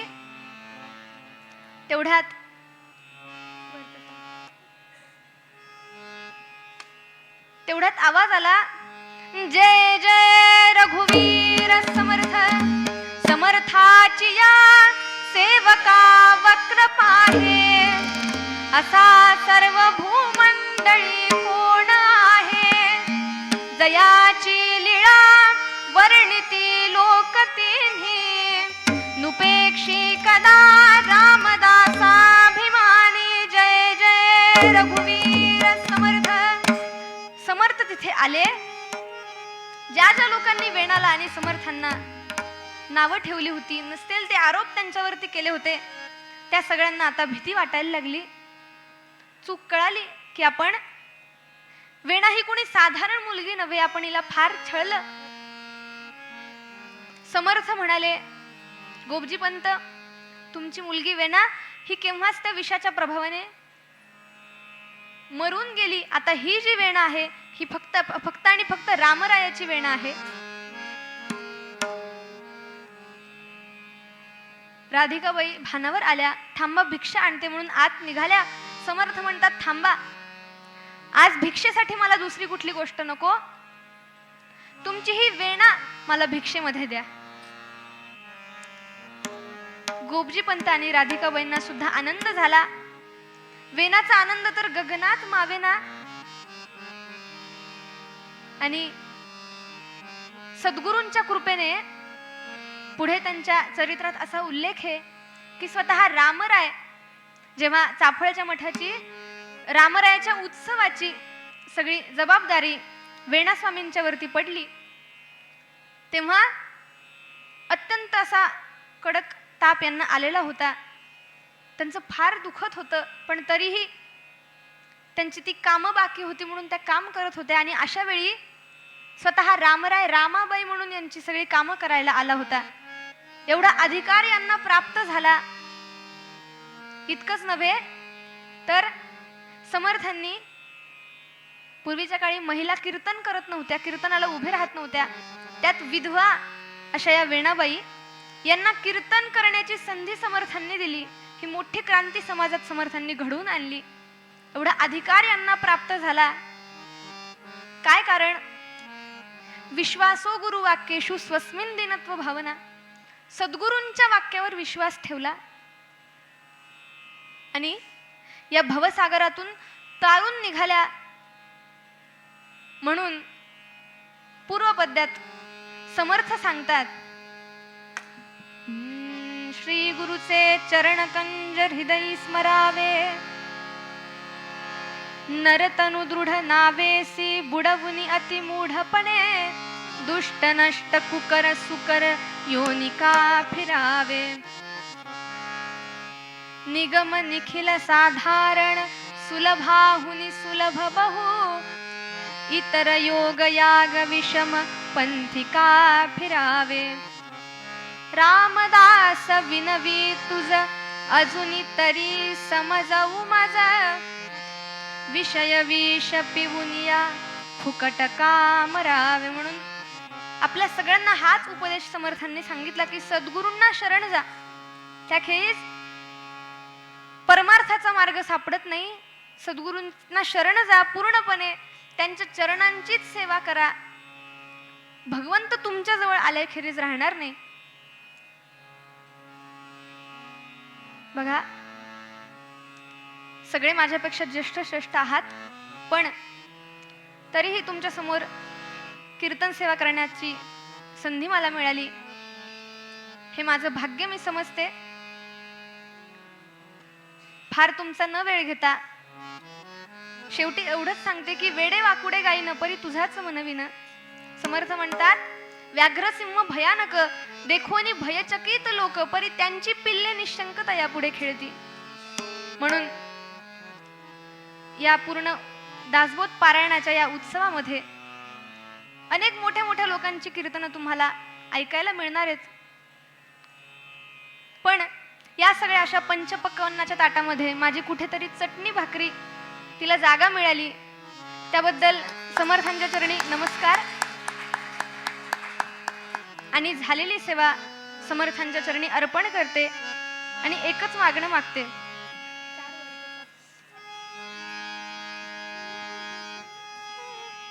हे चिदानंद